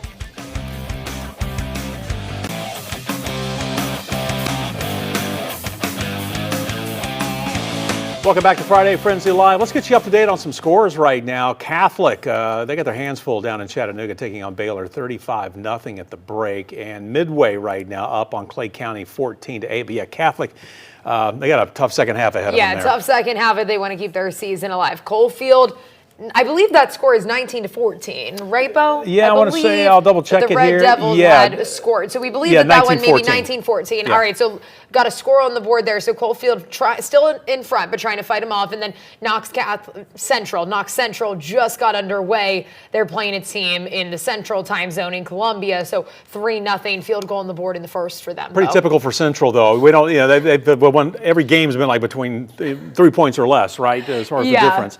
Dobbins Bennett at home losing to Blackman 28-7. And then Gallenberg Pittman. We were talking about this one Surprise of earlier. the night, yeah. 14-14 to Forest. The Rockets right now, with a good first half performance, their GP's been tough to beat this year, unbeaten. So Yeah. And there's another shocker to me. I don't know a whole lot about Battleground, but 28-7 for Grace to be at home down 28-7. Wow. Yeah, and then Greenville shutting out White County right now, Yeah. 28 Green Devils, though. nothing. Tough. Yeah. So Yeah. they're in the third. So that one looks like Green Devils are in control of that one, trying to punch their ticket to the quarterfinals. There's that Hall score. We've been bringing you highlights of that one, 21-7. Boy, what a huge win this would be Yeah. in the postseason for Halls if they can keep their season alive and get that 7th win. That's the kind of team that makes someone excited about high I school know. football in the It postseason. really is, you Seeing know. that kind of story after the start that they had. Yeah, because at the beginning of the season, you're thinking there's no way that team's going to the Yeah. postseason. Gibbs on the road. They trail Red Bank right now in the third, but still plenty of time on the clock. Gibbs has been on the road. They had a huge win. What was it, Elizabethton? I think they had to go up there at the beginning of the season, or the beginning of the postseason. So they can get Maybe it done. Hall's on the road, too. Yeah, that's true. Science Hill and Rockwood tied up at 7 right now at the break. Science Hill, the Hilltoppers, with a big win in the playoffs to stay alive, but they're at 7-7 right now last week with that big win. And Yeah. South Pittsburgh over Oliver Springs right now, 14. South Pittsburgh, I feel like every year is ending someone's season in our area. Usually it's Coalfield a little bit later down the line. And then Alcoa and Upperman, Bo. I This know. one is one that you have been watching all night I over there have. on your iPad. Tied up at 14-14. It's just, we don't, well, I take that back. We don't. We did. We've seen Alcoa in 2 tight games this year. Maryville, which they won, and then Anderson County, which was tight for a while until the late moments of that game when Anderson County pulled away. But, yeah, I'll be interested to see how Alcoa responds in this one, 14-14. Yeah. Interesting. All right, let's go back out, check out some live action. Second halves have gotten underway in at least a few games right now. One of those we're watching for you, Riverdale at Maryville. Maryville looked like they were in trouble early in the second half, and then all of a sudden they put 2 more scores on the board, but back comes Riverdale. Yeah, this one has been exciting, to say the least, coming out of halftime. Yeah, 25-10 your score right now. Maryville on top after those 2 scores. After it was 12-3 at the break, and then Riverdale on their opening drive in the second half, huge play, made it a 12-10 game, and then Maryville, it was kind of like they were a little sluggish coming out of the locker room, and then they kind of woke up and scored 2 quick ones. That's why we're at 25-10. All right, so there you go. Here comes Riverdale with that sophomore quarterback, Gavin Hampton. Hampton again, almost intercepted. And that would have been number 2 from Maryville. Jackson Rutledge on the coverage there. Looks like he had it in his hands. It kind of bounced off of him. He's smiling, bit. but as a senior, he's thinking, I should have had that one. Yeah. Yeah. It's always not a win-loss situation, but it's like, yeah. like they're happy for the play, but they're like, could have had it. My favorite thing is, when they break it up and they throw their hands down, like, man. Well, it depends on what happens on this play. Yeah. If Riverdale gets a first down, he'll be going, man, I should have had that one. I really should have had that one. Yeah. And they're going far on this one into the air. Oh, my Wow. goodness, what a catch. So Corbin Brilliant Reynolds. coverage. What a catch by Reynolds, first of all, and then also what a scramble there. Gavin Hampton was feeling some serious pressure on that one, had to roll out of the pocket, and then finds Reynolds for the score, and that is a huge play for Riverdale as they're saying, hey, hang on a second, this game's not over. What is that, back-to-back scores on 4 drives? I think now? so. Yeah, I think you're right. Every single drive Yeah. of the second half so far has had a score quite different than what we saw in that first half. All right, so it was 26-10, now it's 26-16. Let's see if they'll go for The 1 point, the extra point, or will they go for the 2 point conversion here? Let's see what they decide to go with. Because if you go for 2 now and then you score again, go for 2, you tie it up. Again with the math. They're going to talk about it. They say, well, let's think about this for a second. They're going to do the math themselves. But yeah, I think you're right, Casey, because Riverdale came out. Well, somewhere in there, Maryville had to get the ball back. We don't know what happened. That's true. So it could have been a turnover, could have been a punt. Not 100% sure. But regardless, both offenses have been pretty successful here in the second half. That much more so than what we saw in the first half. Yeah. On the other side of things, defense on both sides Yeah. isn't doing as well as it was in that first half, and we've talked about it a few times tonight. Maryville's defense has been phenomenal. If you take out their loss to Alcoa in week 1, they've allowed just 61 points, so averaging just over a hair over 6 points a game is what they've led up, which is a astonishing stat. Yeah, it really is. By the way, you're looking at 2 games now. We've got the Powell game up for you here. Powell taking on Lincoln County. This is one we thought, okay, Powell's starting to pull away in this one, and then right back comes Lincoln County. Kind of like the Maryville game, too, a little bit. Yeah, So exactly. you think you get just far enough in front, you're up by 2 scores, and then bam, right back at you. All right, so a big play there for Lincoln County, close to the first down. Off the pass play there on the receiving end, Decent Ogle, a sophomore. A lot of young, we're calling the name of a lot of young players. A lot of these kids are going to be back for the next year or two for all these teams we've been watching. I mean, Maryville, just, like the Alcoas and the Powells of the area, just always seem to reload and never have to rebuild. There's just always someone. But, I mean, they're going to lose a few this year. They'll lose Torrey Beaufort that we talked about a little bit, but they'll still have their quarterback in Will Jones. All right, so let's see what Gavin Hampton can do. I saw a flag. There's the 2 point conversion and the catch. That's Riley Taylor. But If it holds. Did I see a flag off the right after the snap? Maybe I didn't. Maybe I'm seeing things. Yeah, someone check those eyesight. Yeah, okay, maybe- Goodness I guess gracious, not. All right, over 2 here. point conversion. I know. Well, Can't win them all, Bo. I can't win them It's all. okay. Obviously. That's why you're not a ref. 26-18. There's a joke there somewhere. So Riverdale, though, they put some more points on the board. Boy, that's a game we got to watch closely for you. All right, let's go back to Lincoln County and Powell. And back comes Lincoln County. Boy, they're knocking on the door here. This game, a tight ball game. Lincoln County driving. Looks like they're around the 5-yard line. Maddox Franklin with the handoff and a big push. Did he get in? I see some cheers from the Lincoln County sideline over there in the stands. I think he's down at the I 1. think he may have come up a little bit short there. It's going to bring up second down and goal now for Lincoln County.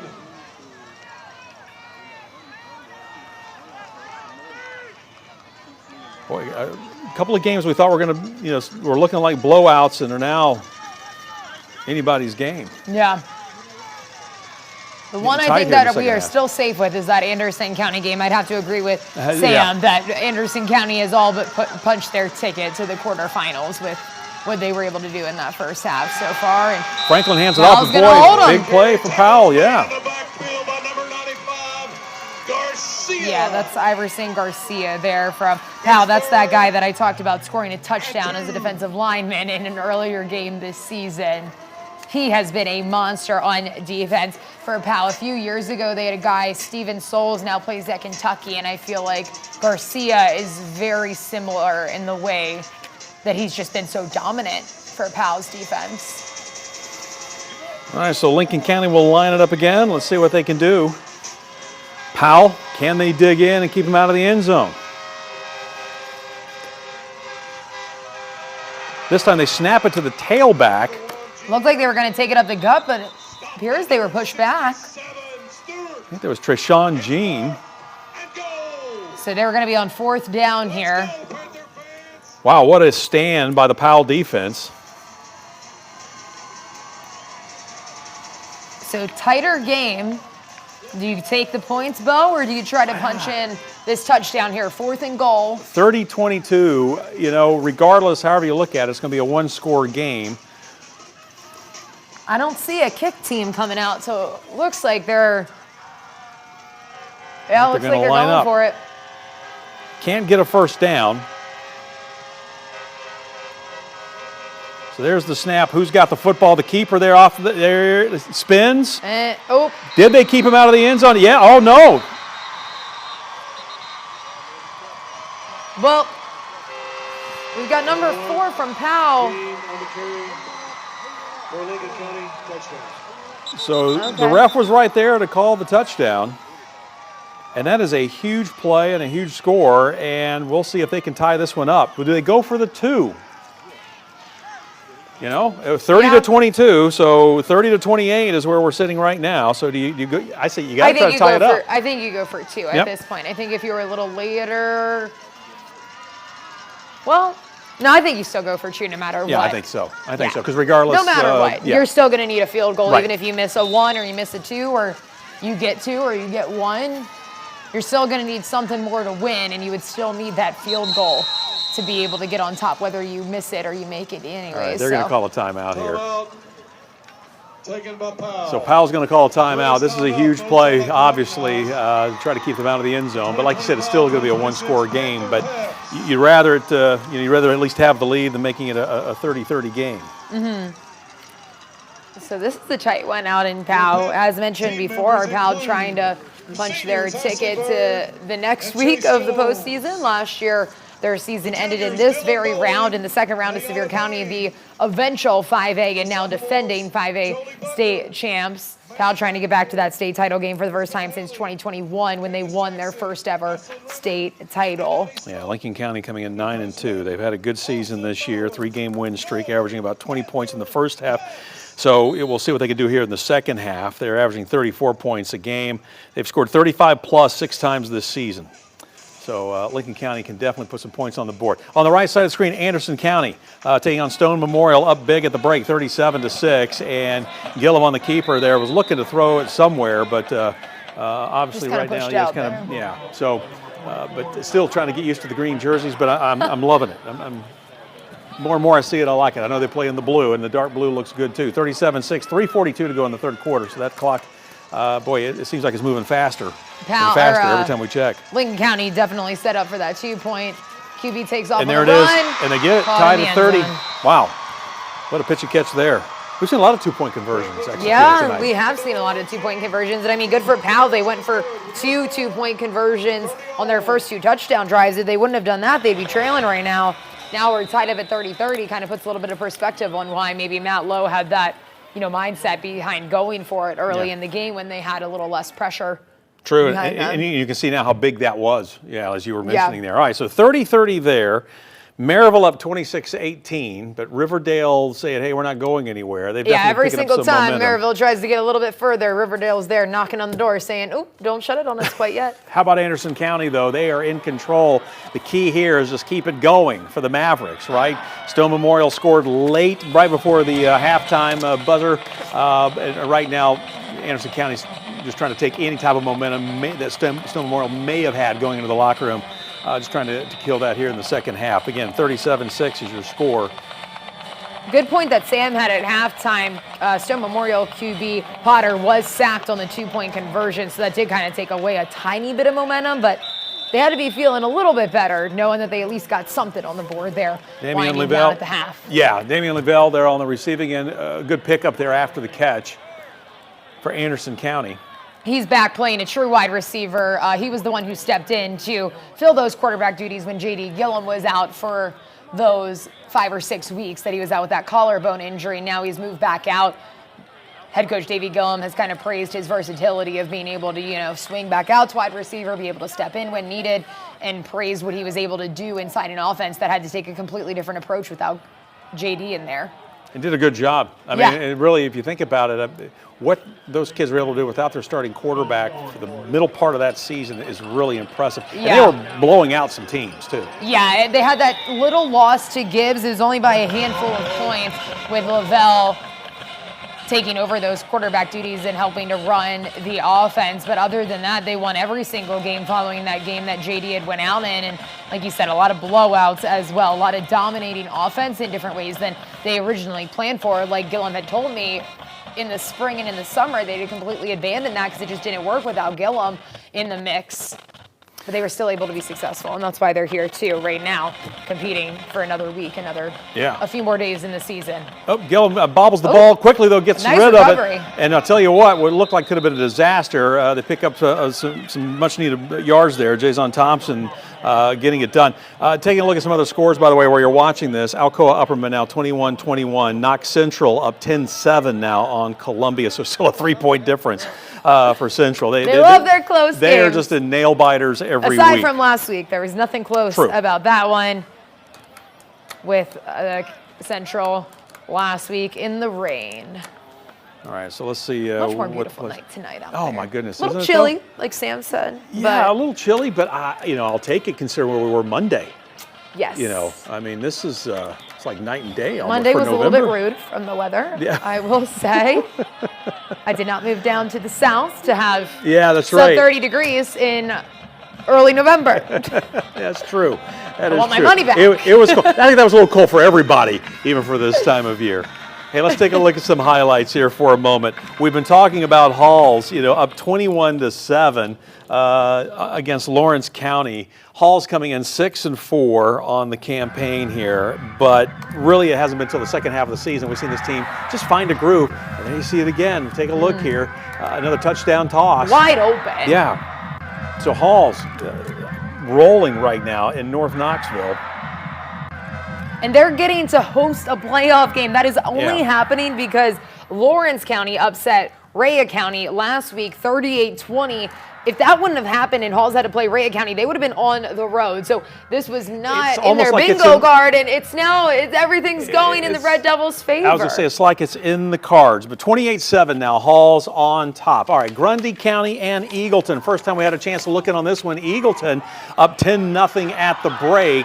And I tell you, this is a team we haven't talked a whole lot about, but boy, they can put some points on the board, that is for sure. And so Eagleton at home. Blount County, I tell you what, I don't care what school it is in Blount County, they're all having good Yeah, they're all seasons feeding this off year. of each other. And Eagleton, by the way, is coming off their very first playoff win ever in the program last week to land them in week 2. But now we're going to take things back out live to Maryville. That's right. So we're staying in Blount County, but taking a look at Maryville and Riverdale. And so let's see if that Looks was like that number score. 4 is a little bit hyped up here for Maryville, though. So Cam Porter. May have been a touchdown. We'll get some confirmation here. Sam Granville with the camera work. Yeah, so 32-18. So just like that. Back on the Red Rebels. See, we were talking about how Sam has had these low-scoring games all year, and now he's getting, Look at this here's treat the he gift. gets. It's a present. He's getting a little bit of a shootout here. We'll see if Riverdale can come right back, but they're going to go for the extra point. They get it. That would put them up by 15. Yep, Hudson Jamerson with the kick, and it's good. So there you go, 33-18 Maryville on top in the second half. Stay with us, more Friday Frenzy Live in just a moment.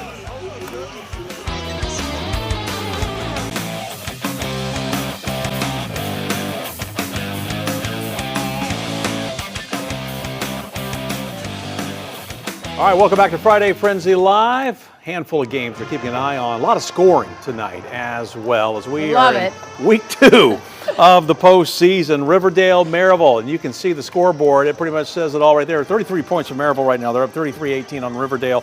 Riverdale now trying to answer after that score we saw just a few moments ago from the Red Rebels. So here's Riverdale for you. A little bit of time there for Gavin Hampton. Now he's got to roll out to his right, and he'll fling this one deep and out of bounds. Caught on the sideline. It looked like not by a player, but A completion, but it won't a count. completion, Right. but it's not going to count. Kim Caldwell had one of those last night, the lady ball game. Caught the ball on the sideline. Not intended for her, Right. but Boy, and what a nail biter that was, though, the other night. unnecessary nail biter. But hey, they pulled it off. And hometown girl Avery Strickland played for UT for 2 years. Now she's at Belmont, but had, I would say, the game of her career so far. So it's always nice to see Farragut alumnus from her. definitely. And this one, 10:24 left in the 4th. So third down, 24 to go. Riverdale deep, and they're into the field.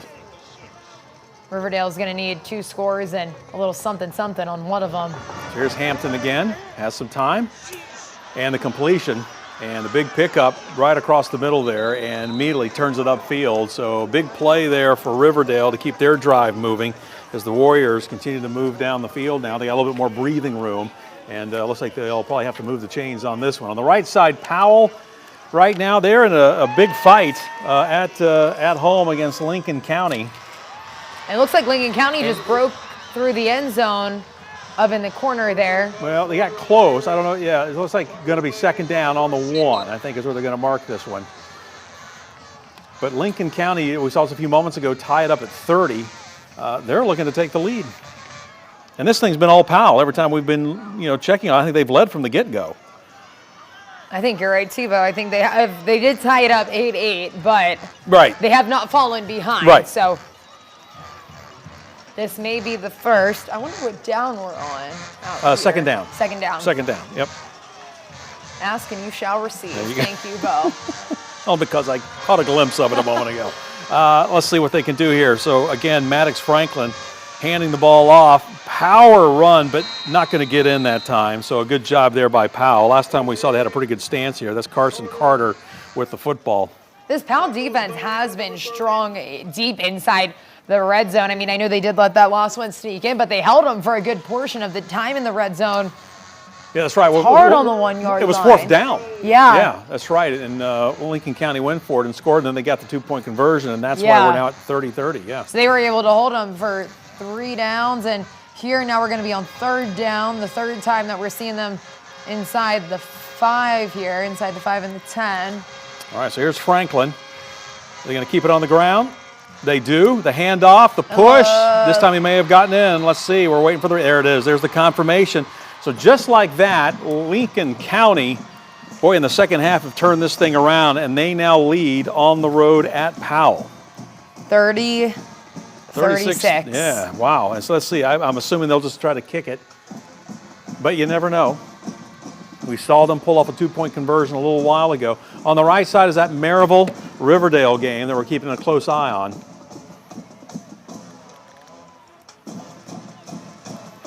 So it looks like they're going to try to kick this one, take a 7-point lead. Lincoln County, their first lead of the game. Maryville, by the way, driving on the right side of your screen. We're told they are in the red zone. And we'll see what Powell's going to do here, or Looks like not they're gonna Powell. call another timeout. The Looks like Powell game, yeah. what Lincoln County is going to do here. Looks like they've called a timeout. Talk that one over. There you get the idea. Thank you, Sam Granville, on the right side of the screen. That's how far Maryville's got to go to get into the end zone. 33-18 is the score in that one, with Maryville on top.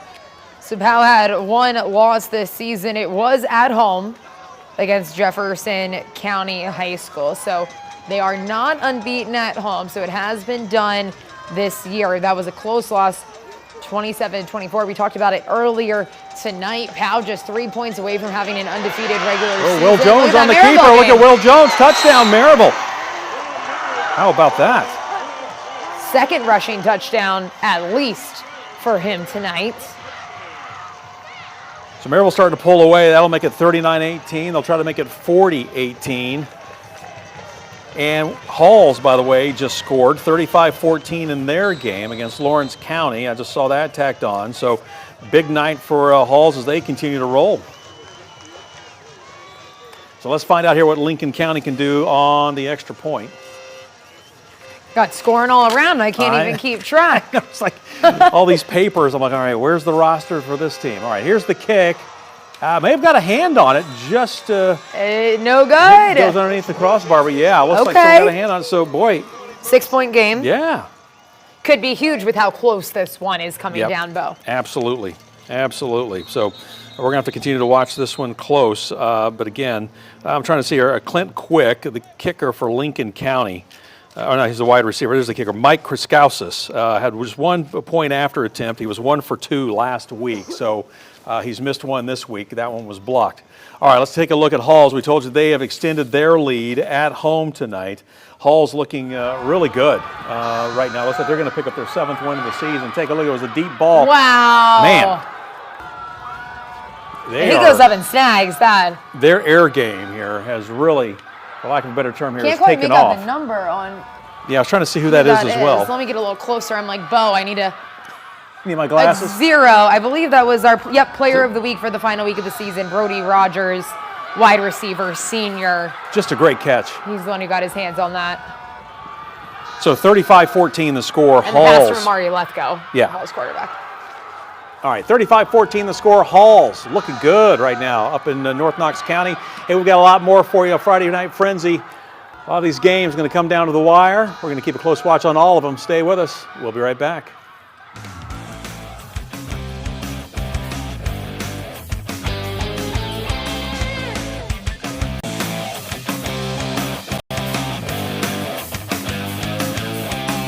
All right, welcome back to Friday Frenzy Live. This is what they do in It's looking Maryville. like a concert over there. It is. It is. This is great. They turn the lights out. The students, they've got the light show going on there, and everybody's got their phones out as well. But Wow, I can't hear that's a cool sight to see. Yeah, so this is good stuff between the I'm assuming for the third to the fourth quarter, but this is second half for you here in Maryville tonight. But yeah, the crowd loving it there. Why not? They're up 40-18 right now on Riverdale in what was a pretty tight game. Yeah. Looks like Riverdale's set the punt here as well, so they're getting ready to kick this one away. Miles Weaver back to kick it there for Riverdale, and as soon as we come back to him, they call a timeout. And if Maryville can hold out and win this Yeah. one, we were just talking about it, Bo, their next opponent is going to be Blackman, who just secured their win over Dobbins Bennett to punch their ticket to the quarterfinals. So just to kind of give you a look at what may be next in store for Maryville this postseason, if they can hold on to this one. Yeah, Blackman with a 28-7 win on the road at Dobbins Bennett. They're now 11-1 on the season. So that's a good team on the road, and it's never easy to win at Dobbins Bennett. Dobbins Bennett, Science Hill up there in the Tri-Cities, two places that are tough to win on the road. But Blackman gets it done tonight, and as Casey mentioned, as of right now, that will be Maryville's next opponent.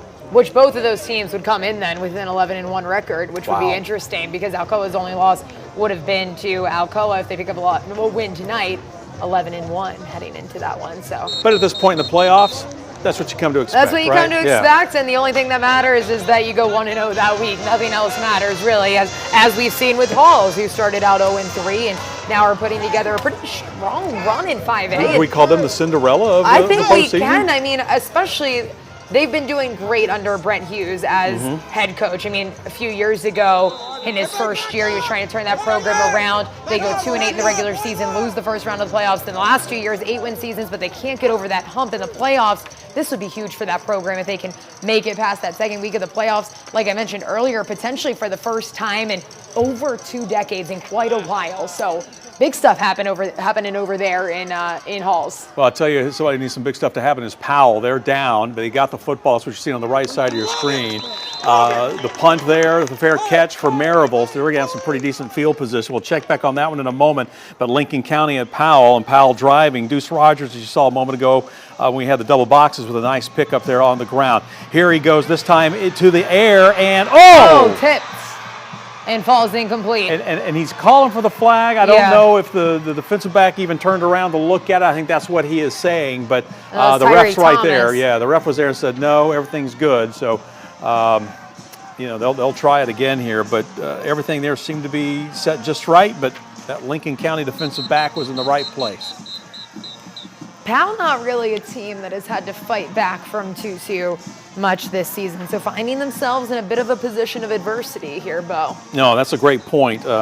This team has really, I mean, we've been watching the defense, offense, both sides of the ball been getting it done. They've been in control most of their game. So, but also to be at home and down after you've led most of the game. You know, this is where they've got to really kind of dig deep here and see what they can do. Don't let that get to them. Don't get too discouraged here at this point because obviously it's only a 6-point game. Yeah, and like you pointed out, they have not fallen behind in this game. They have been tied, but they have not fallen behind. So different position to be in right now than they've seen themselves in the majority of this one. All right, they're going to talk about it here.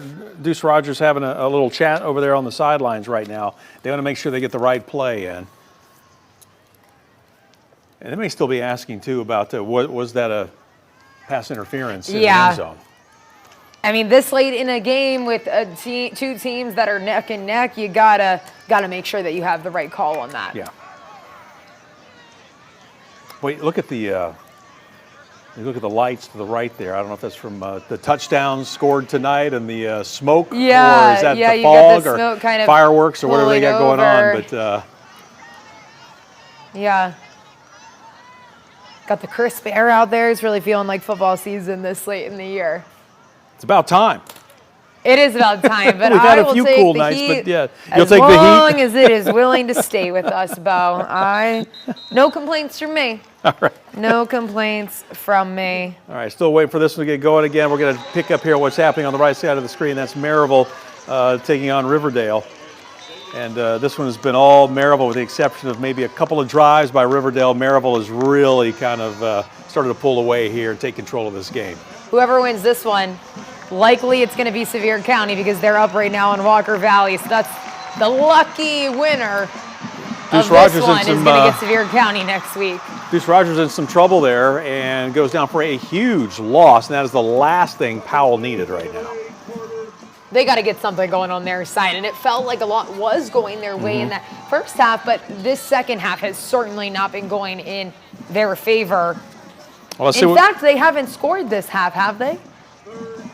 Because it was 30-22 heading into the break. right, yeah, and then no, it was that is correct. 30-30, and then now it's 36-30. So yeah, Powell scoreless. Yeah, which is, you don't Since see about that a 90 lot. seconds left in the first half. All right, so Maryville right now with the football, they're up 40-18, 4:27 and counting to go in the game as they are in the fourth quarter there. I think you could call that one. I think pretty much, especially since they've got the football, right? All right, let's see what Deuce Rogers and company can do. Boy, he is running right now, trying to find something, get something going for Powell. And he's still pushing. May have been a flag on the play. We'll have to wait and see. But right now, I mean, if you're going to have the ball in anybody's hands, if you're Powell, that's who you need to have the ball. Maryville just handed it off in that upper right-hand corner. Got a few yards out of it, but I mean, they're just trying to run the clock down at this point. Yeah. Don't get anyone hurt in these final Right. few minutes when you're up 40-22. You've got that ticket punched. You know you're going to be on to that next week of the postseason. Don't risk it Yeah, at can't- this point. Cam Porter with the carry there, and yeah, it looks like there was a flag in the Powell game. Looks like they're bringing that big run back here. So again, Powell just kind of digging a hole right now as they're trying to, they're going the wrong direction. Wrong Let's way. just put it that way. And as we said, Maryville pretty much wrapping this one up over in the right-hand corner. Blackman is going to be their opponent next week, who already secured a win tonight in round 2. Yeah, big win up against Dobbins Bennett on the road up in the Tri-Cities. So here's the handoff, and this is Cam Porter once again. Nice Right up the hole middle there there, and a big beautiful. pickup. Yeah, so down to about the 6-yard line, it looks like. All right, so let's We got see. action over at Powell again. Yeah, it looks let's see what they Gonna can do be here. Deuce Rogers throwing. Going Very deep. similar to what we saw before. Oh, did he? Oh, nope. Broken Thought up. maybe he was going to get it off the, look at a little bit of a bounce yeah, a there. little And bit thought he of was a going to pick it bounce. up. And I Hey, thought, if boy, it that'd doesn't be a hit the highlight. ground, you're good. Yep, that's right. But a big defensive play.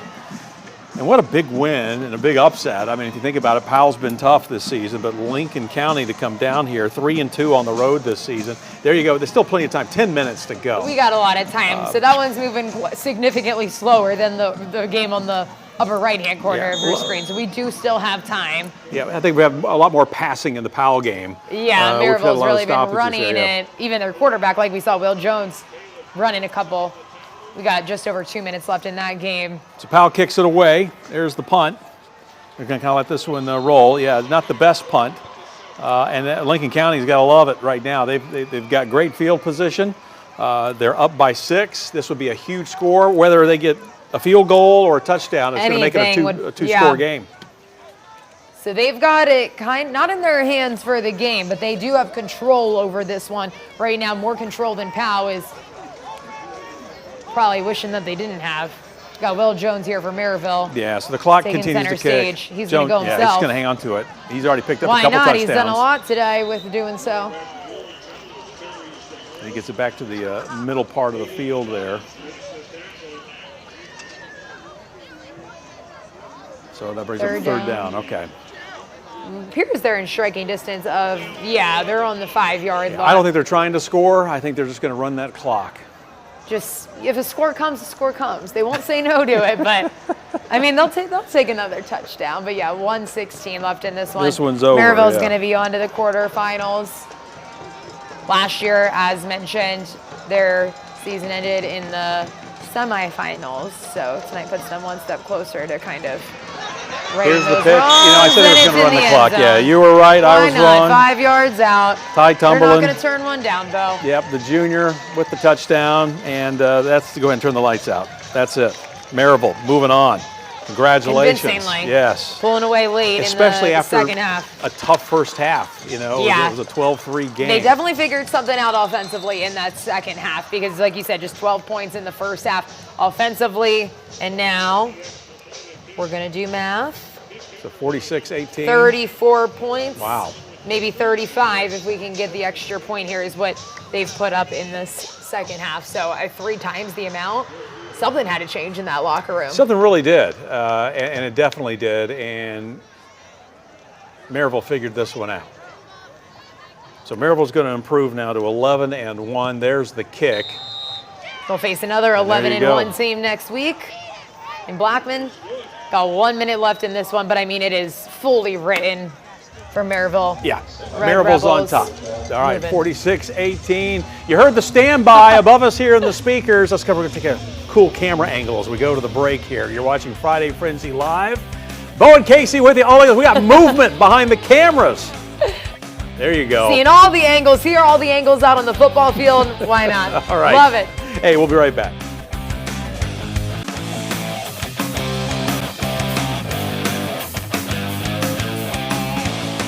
Welcome back to Friday Frenzy Live. Let's get you up to date on some scores right now. Catholic, their season over. They lose at Baylor 35-7. But Central, in a tough one in the middle of the state right now, taking on Columbia on the road, up 17-14. Yeah, and if Central can pull that one off, it's going to be a rematch. If Halls can hold on as well, they will be meeting up in the quarterfinals. So big ones to watch there for the next round, the next step. Would love to see that. Dobbins Bennett falling to Blackman. We already knew that because Blackman is going to be facing Maryville, and then Eagleton in their first ever time in the second round of the playoffs because they got their first ever win in the playoffs last week, up 10-0 on Grundy County. Yeah, actually, we got an update, 17-6 now, but Eagleton's still up big, so up by Okay. 11 points, so things looking good there. GP, it was 14-14 at the break. Boy, they've been in a tight one after a great regular season. They've been on a roll, but they've now back up by a touchdown, 21-14. And Grace Christian, Grace losing 35-7 to Battleground. Another team with a pretty strong regular season, but looking like their season's going to come to a close here after tonight. Greenville getting it done over White County. If Anderson County, I don't think there's any question about them holding on. It looks like they're going to hold on, so that's going to be their opponent for the third week of the postseason. They'll have Greenville. And then Halls up big in the fourth, 35-14. Yeah, Anderson County, by the way, a final 44-14. Also Maryville now a final as well. You mentioned, So both Casey. of those matchups set. Yeah, and there you go. Take a bow. And Maryville right now with a huge win as their team. They're going to do their alma mater as they're wrapping up yet another victory in the postseason. And we'll move on, as you mentioned, against is it Blackman? These red lights they got out there. Yeah, so 2 11-1s next week. That's going to be a great game. Blackman and Maryville, a tough game. Yeah, Maryville in their 100th year of high school football, trying to get themselves back to the state title game for the first time since 2019 when they had a perfect season, went 15-0, and then they beat Ravenswood convincingly 42-21 in Chattanooga. And when you look at that pin and then you see over the shoulder all the state see, titles, I mean, that really is a A statement lot of there. them, but not a lot of them as of late. No. So they're trying to get back to been that a few dominance. years. That's what Derek Hunt has been trying to facilitate over there in Blount County. And now we're going to take things back out live to Lincoln County at Powell, a nail biter, Bo. Yes, it is a nail biter. I mean, this one, it was things were looking pretty good for the home team, but Lincoln County, boy, in the second half, they have really taken control here in this game. They're keeping it on the ground. They're going to pick up a few yards, but again, they're knocking on the doors. They are moving the ball downfield. This Lincoln County team making the drive in. Carson Carter on the carry there. This is a tight one. Take a look at it and get you up to date. Oh, our 5 time minutes, has been rolling. 36-30. Yeah, we've Only the got clock has picked 5:10. up pretty quick here. 36-30 is the score. Lincoln County trying to put this one away right now, but they've got to score. Still, it's a 6-point game, but if Lincoln County can get a field goal or a touchdown, Powell's going to have their hands full as we're now closing into just under 5 minutes to go in this game. Yeah, you got to get a stop here. You got to keep it within that one-score game with how late in this one that we're getting. Not out of a possibility if they score here, but much tougher. Another nice run as they're keeping it on the ground, trying to run some of that time off the clock. Like I said, all they really need is a field goal to put Powell in a tough spot. Again, Carson Carter on the carry, kind of doing like a dance step as he was trying to kind of jolt his way through there, but picking up a few more yards. So well within field goal territory, oh, absolutely, too, here. So, I mean, you would need a block, which we've seen Powell do, so it's certainly not out of the question either. But it's looking pretty promising here that Lincoln County would get something on the board, unless, of course, the defense could force a turnover, which would be huge here. And he had a great point there. I mean, we saw the extra point that Powell got a hand on, and that's why it's 36, not 37-30. So one of those anything can teams happen. that it's been part of their game this year for sure. All right, so Maddox Franklin, the quarterback, the senior, 6'2", 190, not in a big hurry right now. They're letting some time run there. He's going to wait to have this one snap to him. Lincoln County looking to pull off the big win on the road here in the postseason. Handoff again, not really going anywhere. Powell this time, great defense. That's going to be a loss of yardage. Again, Carson Carter, they keep calling his number. So that's going to back it up. So I don't know what kind of foot their kicker's got, but you don't want to take him out of range. It's always better to be closer. Right, yeah, right.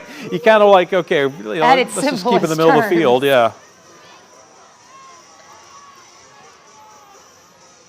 I don't know, sometimes though you get those chip shots, and some kickers prefer it to be a little bit longer range. Maybe not at the high school level, but certainly in college level, we've seen some kickers miss some close ones even here on Rocky Top. I think there's some tense fans. When the band stops, it gets eerily quiet in that stadium. There is right definitely an atmosphere of, I don't want to say fear, but of tense, like you said. Franklin throwing to the end zone, overthrows his intended receiver. Looking for Luke Stubblefield, junior tight end. So good for Powell, but they're not out of the woods. No. Still enough time. Not really panic mode yet, but you'll feel a little bit of panic if Lincoln County's able to come away with some points here. Yeah. So third down, you hear the bells. By the way, a final, Eagleton beating Grundy County 17-6. All right, so Eagleton rolling this year. They got their first playoff win ever last week. Now they got their second one in the same year.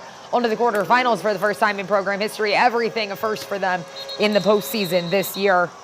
Also, Gibbs losing tonight at Red Bank, 34-7 that final. Rockwood losing on the road at Sale Creek, 22-14. Rockwood closed the season 7-4. Gibbs 9-2. Their season comes to an end. So we got a timeout on the field. And this is a big timeout. Right now, what Lincoln County, what they will be or not able to do here with the football, this could be huge for them as they look to pick up an upset, if you will, on the road, even though both teams, I mean, Lincoln County coming in at 9-2, Powell 9-1. But the fact that they had to make the trek to North Knox County for this game, 3-2 on the road this season. But they did come in with a 3-game winning streak, averaging about 34 points a game. And a balanced attack, 178 yards on the ground, 168 passing on average. You know, they do have a balance, and we're seeing that, especially in the second half of this game. Yeah, just to wrap up that Eagleton coverage with their win next week, they're going to play the winner of Happy Valley in Bledsoe County, excuse me. So Bledsoe County has won, is what we were being told. So it'll be Bledsoe County and Eagleton facing off with a Class 2A quarterfinal battle, just to give you guys the update on that one. Put a nice little bow on our 2A coverage for the night. This is a big field goal. This is Gatlin Mole, the kicker, and there's the whistle. So did somebody jump? I say, it looks like some Powell folks went a little early. There's the band. It's like you're right there. So let's see what the call is going to be here.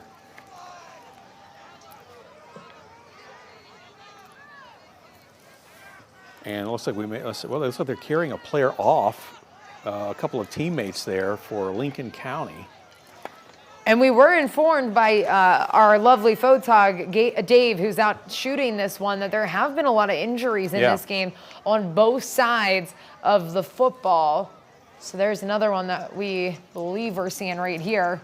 Yeah, I couldn't see what happened there, but obviously we all saw him be picked up and was carried off by 2 of his teammates and rushed over to the sideline. Now we're coming back out. All right, so here we go. Start this over here. They'll get set up. So Gatlin Mole, number 48. He is a senior. There's the snap. The kick is on its way. It looks good from my vantage point, and it is. It's a 2-score game. Yep, 9-point lead now for Lincoln County. We're going to get a time update here in a second. I'm sure Dave can pan the camera for us over to that scoreboard. Get us a time update. Beautiful. Thank you, Dave. 2:43, and you're down 2 scores. They can do it, though, as They we've can do seen it. in this big plays, Yes. especially in the first half we saw. I mean, Yeah, we both saw teams 3 were touchdowns scoring. within 2 minutes. Right, so anything's possible in this game. But you got to move. You got to gotta move move, quick. and we haven't seen a whole lot of movement from Powell in the second half. We've seen no movement from Right. Powell in the second half. They have yet to score. They've been shut out in the second half. They put up 30 in the first half. By the way, Hall's now up 42-14, so I think it's pretty safe to say right now that is, they got about 7 minutes to go in the fourth quarter. So Hall's looking pretty good as they're Yeah, getting to they move on to can the next hold round. on, move on to the quarterfinals, and likely could have Central next week. It'll be the winner of that Central game that we got going on in the Mid-State. All right, stay with us. More Friday Frenzy Live here in just a moment.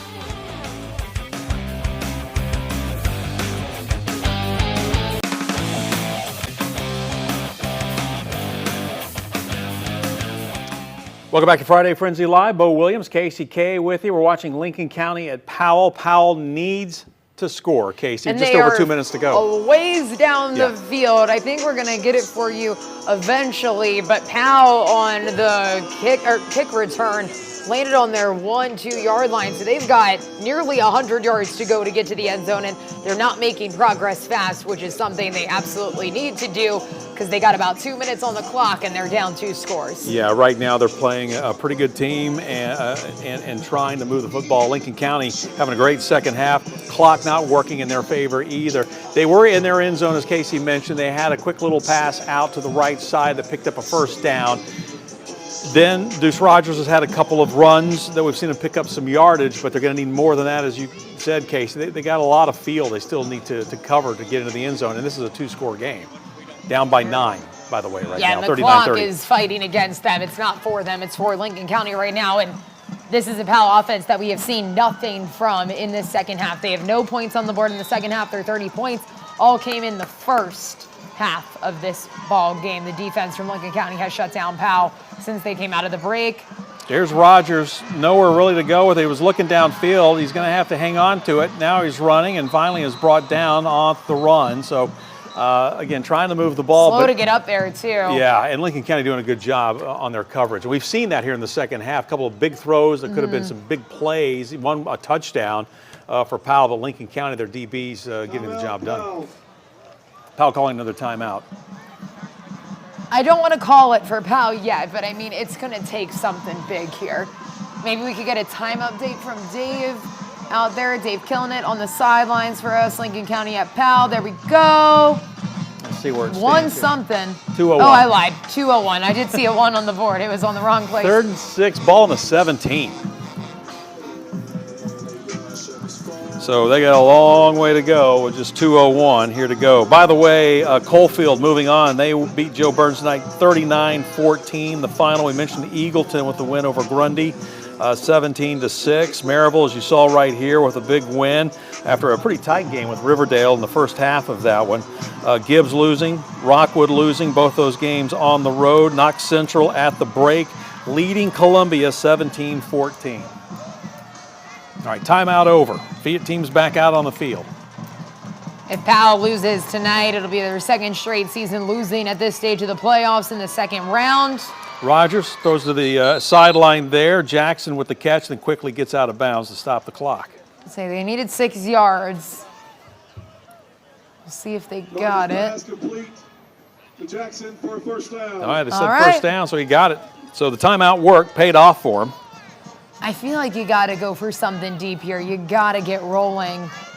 Yeah, you can't use up too much of the clock here, but at the same time, You don't want to wanna turn it rush over. And there Okay, you deep go. ball. Deep ball by Rogers. Incomplete. Overthrown. And There's a late the flag. Late flag. Jackson was calling for it and finally got the flag. That was Keenan Hockett on the coverage for Lincoln County.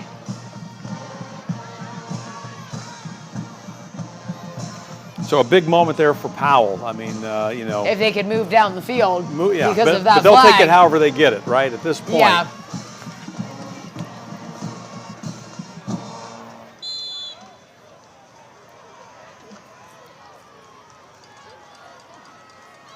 So they'll walk it off. Powell.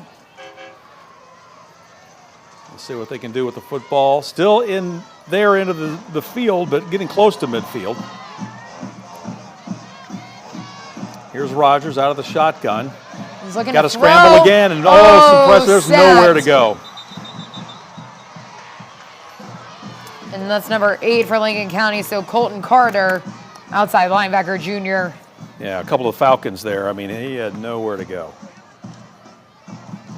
And I'm kind of surprised that they're taking their time. I was going to say, because the clock is rolling. Right, the clock should be That's moving. why I was about to say that. I'm like, am I mistaken? Because Rogers is taking his sweet time to get back under center there. And like you said, you don't want to rush and make a mistake, but if you're trying to win this ball game, we got to move. Right, so here we go. There's Rogers. I don't Toss, think I don't he know. was Well, in. it looks like he caught it. He did. They said he caught it. Okay. So out of bounds. So There, not me. big catch there. Gallenberg Pittman, by the way, after a tight game, they win 35-14 tonight over Forest. So they will move on. GP now 11-0. They really pulled ahead in the second half of that Yeah, one. because they were down at one point. Yeah, and then they were tied up 14-14. Mm-hmm. So, yeah, their dreams of getting to the state title game with no Alcoa in their way stay alive. 2 more wins, and they'll be there after the Tornadoes have ended their season more times than not over the last decade. So, a little bit of a clear path for them. All right, Sevier County also 42-7. They're a winner tonight over Walker Valley. All right, here we go. Deuce Rogers back. Has plenty of time while I say that, but Down. nobody Back-to-back blocked sacks by the number 8. back-to-back same guy. Last time it was kind of a C led by Colton Carter. This time Colton Carter on the solo sack. And Wow. I mean, it looked like he was set. He had time, and then maybe just took a little bit too much time. yeah. So that might be, we might be down to the wire here. So again, no rush, it seems like here by Which is a Powell. little strange. Here's Rogers again. Definitely going deep here. Now he's throwing. Goes right side. All nice right. grab. Still up, though. up. Not brought down. Jackson on the catch. So good job hanging on to the ball, or did he? Is it a turnover? Oh, Let's see. Are they going to say he was down? I think they're saying he was down. Powell's now rushing, as you can see, the offense making their way up. There, you They can got a hear little people pep in their yelling, step get to the now, line, yeah. get to the line. So the refs have stopped things here. They got to move the chains. So the clock has stopped here temporarily. back to that Gatlinburg-Pittman game. They're going to play the winner of Meigs County and Sequatchie County. All right, everybody's set. Chains are in place. Refs say wind the clock. And there we go. And they spike it. All right, so Powell still with the football, moving it downfield. Big play for them there. 20 seconds, though. They lost a lot of time. They lost a lot of time, off and the sacks, and then the just kind of hustle, were, the yeah. lack of hustle, right? Lack of hustle. It felt like they thought the clock was stopped, even though I know that's not what they were thinking, but that was the urgency that we were getting. And the first time we saw the offense kind of move was on that last play, this Yep. whole drive. Now also think someone's got a equipment malfunction here. They're trying to get taken care of there. Vananda Walker. So someone's coming off the whatever it was, just throw it into the sidelines, which he did. Now he's running back on. And Hal's right. going to see, even if they can't put a win on this one, which is looking bleak at this point, maybe at least get one more They, touchdown to wrap got to up the take a season. crack at the end zone, I would Yeah. think. Down by 9. Yeah, there there you it go, is. letting it fly. No, oh, did he catch it? I didn't even see him in the back of the end zone. He did. Holy Number moly. 13, Tyreek Thomas. I didn't even with see a glimmer Thomas. of hope for the Panthers. I think like a lot of people were looking at Jackson, who may have been the intended target, but then all of a sudden Jackson was right in front Thomas, of him, and then Thomas was behind, but at 13 seconds on the Wow. clock, it would take a miracle. It would, but again, in this game, we saw a couple of scores in the blink of an eye, right? Yes, we absolutely have. And they got to kick an onside They're going to kick. have to We know go that's for the coming. onside kick, and they're going to have to get it, and then they're going to maybe have 2 plays if they're lucky. All right. They're going to go for 1 here. Yep, Makes 39-36 sense. right now.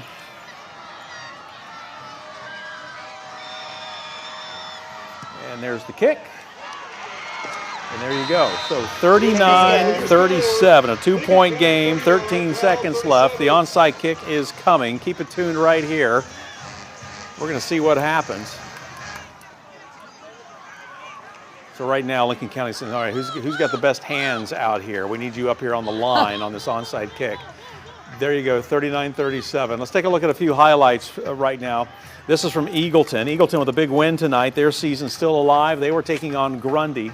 And there was how this one ended. They took the knee, and Eagleton. Got some claps, got some high fives. Yeah, I'll tell you what, they are rewriting the history books there for that school. So some good news for you there. Yeah. For those Eagleton fans in Blount County. All right, another game we've been watching for you. This was Grundy. Well, that was Grundy County Eagleton, and so this was another play. This was before that.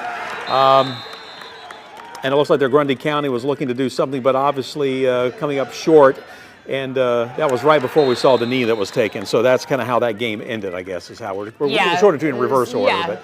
So the incomplete pass, and then All right, so let's get back here for the Eagleton is onside able kick. to put a finish on it. And Eagleton. Great for them this great year. for that Wow. program. And Yeah. their quarterback, Mitchell, has some of the most passing yards in the area, closing in on 2,000. It's some of the most in East Tennessee. So he's kind of leading the charge for them over there at Eagleton. All right, here we go. This is an important onside kick. Oh, now we got whistles. So they're going to do it again. 11 still going, or number 16 there for Lincoln County still going to fall on it. You know, Yeah, why not? You can never be too sure. That Right. was Dyson Ogle. It was just such a graceful fall. It was right to him, too. So if you're Powell, you're like, thank goodness we get to do this again, hopefully. You're like, okay, redo. If you're Lincoln County, you're thinking, man, we couldn't have asked for a better onside kick. It went right to our guy.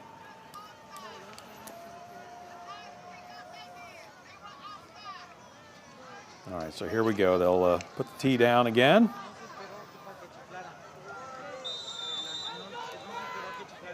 I'm going to do it again. Christian Mooney.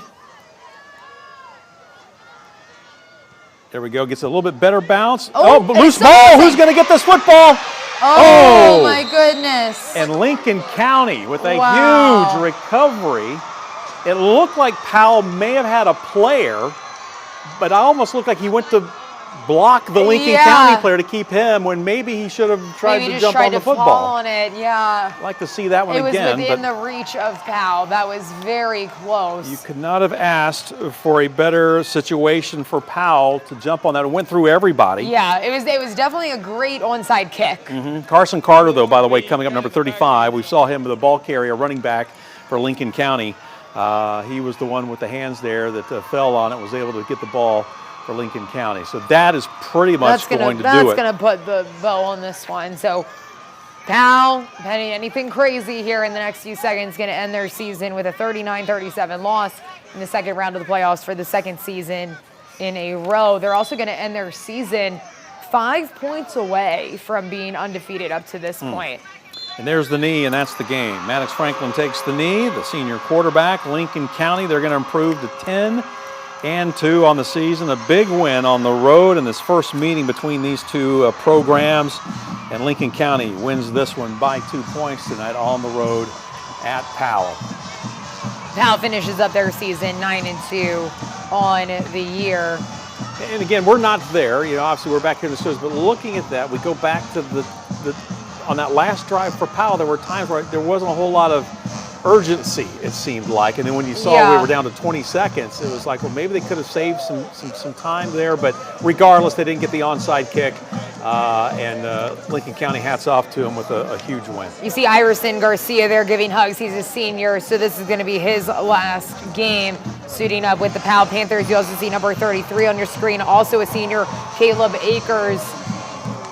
So 95 there in the middle, that's Garcia, and then Akers was right in front of him. So just two guys who are wrapping up their final games.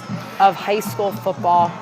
Yeah, hard to believe. And for them, that's always tough, right? I mean, Yeah. you don't know what the next chapter is for them, if they're moving on to the collegiate or not. But, congratulations still to a great season for Powell.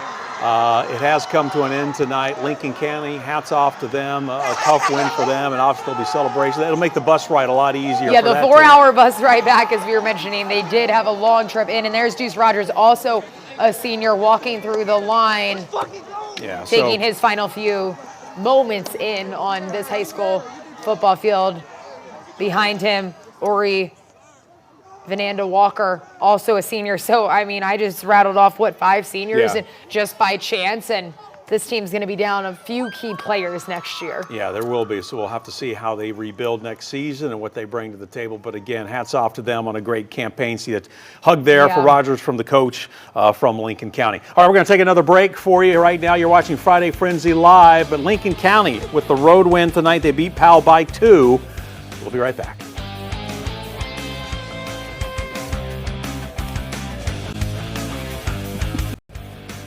Welcome back to Friday Frenzy Live. Some of our outstanding crew, the people Doing behind all the the work scenes. behind the that scenes. make We got to this. give a Yeah. shout out to them, especially on this last night of Friday Frenzy. There's Live. Eric. There's Eric. and you Eric, just give us saw a wave. Connor. We saw Connor a give us moment wave, ago. There he is, Yeah. Connor, the pride of South Doyle. At the helm there. Hey, there we are in the. Oh, there we are. Look right at us. there. I Hey. tell you what. Hey. It's hard to believe this is our last Friday Frenzy Live of the season. I We're already at this know. point, but It feels like it's week 1, week 2. I know, but so many people behind the scenes, the crews out in the field, the sports team, you guys are amazing. It's been great to work with you. We're still going to go through some scores coming up here, but yeah, we're going to wrap this up as far as our Friday Frenzy Live coverage for the season. I know you'll continue to cover the highlights Yes. and the games all the way down to Chattanooga. Hopefully we'll have some teams in Chattanooga in a couple of weeks. Yeah, and I actually have a great record for myself in high school football championships. Let's actually touch on this real Yeah. quick. I have never, in 4 years now, been in a market where a team has made it to a state championship and lost. I am 9-0. I'm not even talking me personally being at the game. Any team that we cover that has made it to a state championship in a market I've been in over the last 4 years since I started in Really? this industry, I have never seen a team lose a state championship. All right, so whoever makes it from our market, from the WAT You're welcome. Channel 6 viewing You're area, you're go ahead and You're golden. set up the celebration if you make it to Chattanooga, because Casey is your good luck charm. Matter of fact, if Casey is at the game, you should say thank you when you see her. That's a great little stat. Yeah, it is by a the great way. little stat. I'm 9-0. 2 in the first year, 3, and then 2 last year. Wow. All right. 9-0.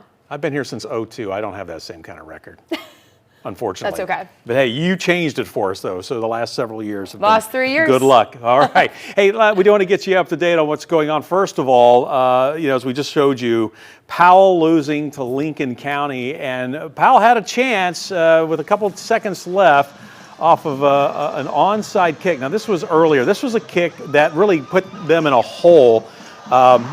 Yeah, so Lincoln it looks County like it scored, slipped, and Powell bobbled the kickoff, and so they started the down drive. right at the 1. Yeah, and that really kind of set the tone. But as we showed you, they would go down the field and score with about 20 seconds left to go in the game. So again, a big play. And then this was the onside kick. And We now get watch another- right there. So it was Deuce Rogers.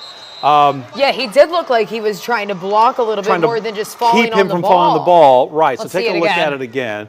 Count takes a bounce. Now here's the run. Yeah, he tries to block. He definitely went to And block maybe him he thought there out. was somebody behind him Yeah. that could have fallen on that football wearing a black jersey, but it wasn't. It was a red and white jersey, and Lincoln County comes away with I mean, the he win did save tonight. that guy who was going to get it from getting it, but then there was just another Lincoln County player that was able to fall on So I it. get where he was thinking, but again, boy, it was that close for Powell tonight to get a chance.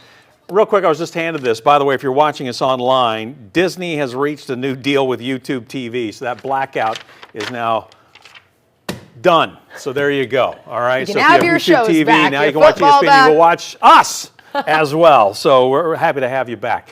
Yeah, so a big night tonight around the area. Unfortunately, we've had a handful of teams that their seasons are done, but Anderson County, one of those who are moving on, a 44-14 win over Stone Memorial. Yeah, they're going to play Greenville, a team that they beat last year in the quarterfinals. So same matchup, same time, same place. They beat Greenville 28-14. And then we saw that Knox Catholic score before their season comes to a close 35-7. Yeah, big loss down there at Baylor. Tough place to play. Coalfield, they're moving on 39-14. And then Knox Central, that game now at the half, but 17-14 Central leads. If Central wins, they're going to play Halls, right? They're going to play Halls, and Coalfield, they've got Sale Creek coming up in the quarterfinals. All right, so Coalfield continues to roll. The Yellow Jackets looking good right now. Dobbins-Bennett lose at home to Blackman. That Blackman team will be taking on Maryville now, if I'm not mistaken. That is correct. That is correct. They will get Maryville, and then Eagleton is going to be taking on Bledsoe in the quarterfinals with their win over Grundy this evening. Gatlinburg-Pittman, it was a tight game, but then they kind of found their groove and opened up a gap. Gatlinburg-Pittman stay unbeaten. They beat Forest 35-14 tonight. And Grace Christian, their season now over. They lose to Battleground 42-14, but Grace Christian still a great season this year, including that big win against Sevier County. Yeah, absolutely. That is a highlight for them. Greenville, as mentioned, is going to be facing Anderson County. They shut out White County tonight. And then Halls, as mentioned, potentially a rematch with them in Central. Central took it by 3 points on October 16th this year. The only loss of Halls after that opening stretch. But what a story for Halls this year. That is for sure. All right, Maryville, we showed it to you right here. It was a tight game with Riverdale for a while, but then Maryville pulled away 47-18. So they continue to roll on, looking for their first state title since 2019. And then Powell's, we just showed you, came down to an onside kick basically. They couldn't recover it. Lincoln County hangs on 39-37 that final. Gibbs season comes to a close 34-7. Sale Creek, as we mentioned, is going to be taking on Coalfield with their win over Rockville. And then we've also got Sevier County rolling 42-7. They will take on the winner of the Powell Lincoln County game. So they'll be playing Lincoln County. And then Oliver Springs season comes to a close. Got a few more here. Alcoa in the third. Rolling right now, so 35-21. They've been in a tight one with Upperman, but now they've got a 2-touchdown lead in that game. And also CAK down in the fourth, 28-6. Hey, thanks so much for watching. Casey, thank you. It has been a great season. I know, it has been such a great season. So much fun. And thanks to everybody behind the scenes who made this happen. We've had a blast. Hey, we'll do it again next year. Highlights at 11.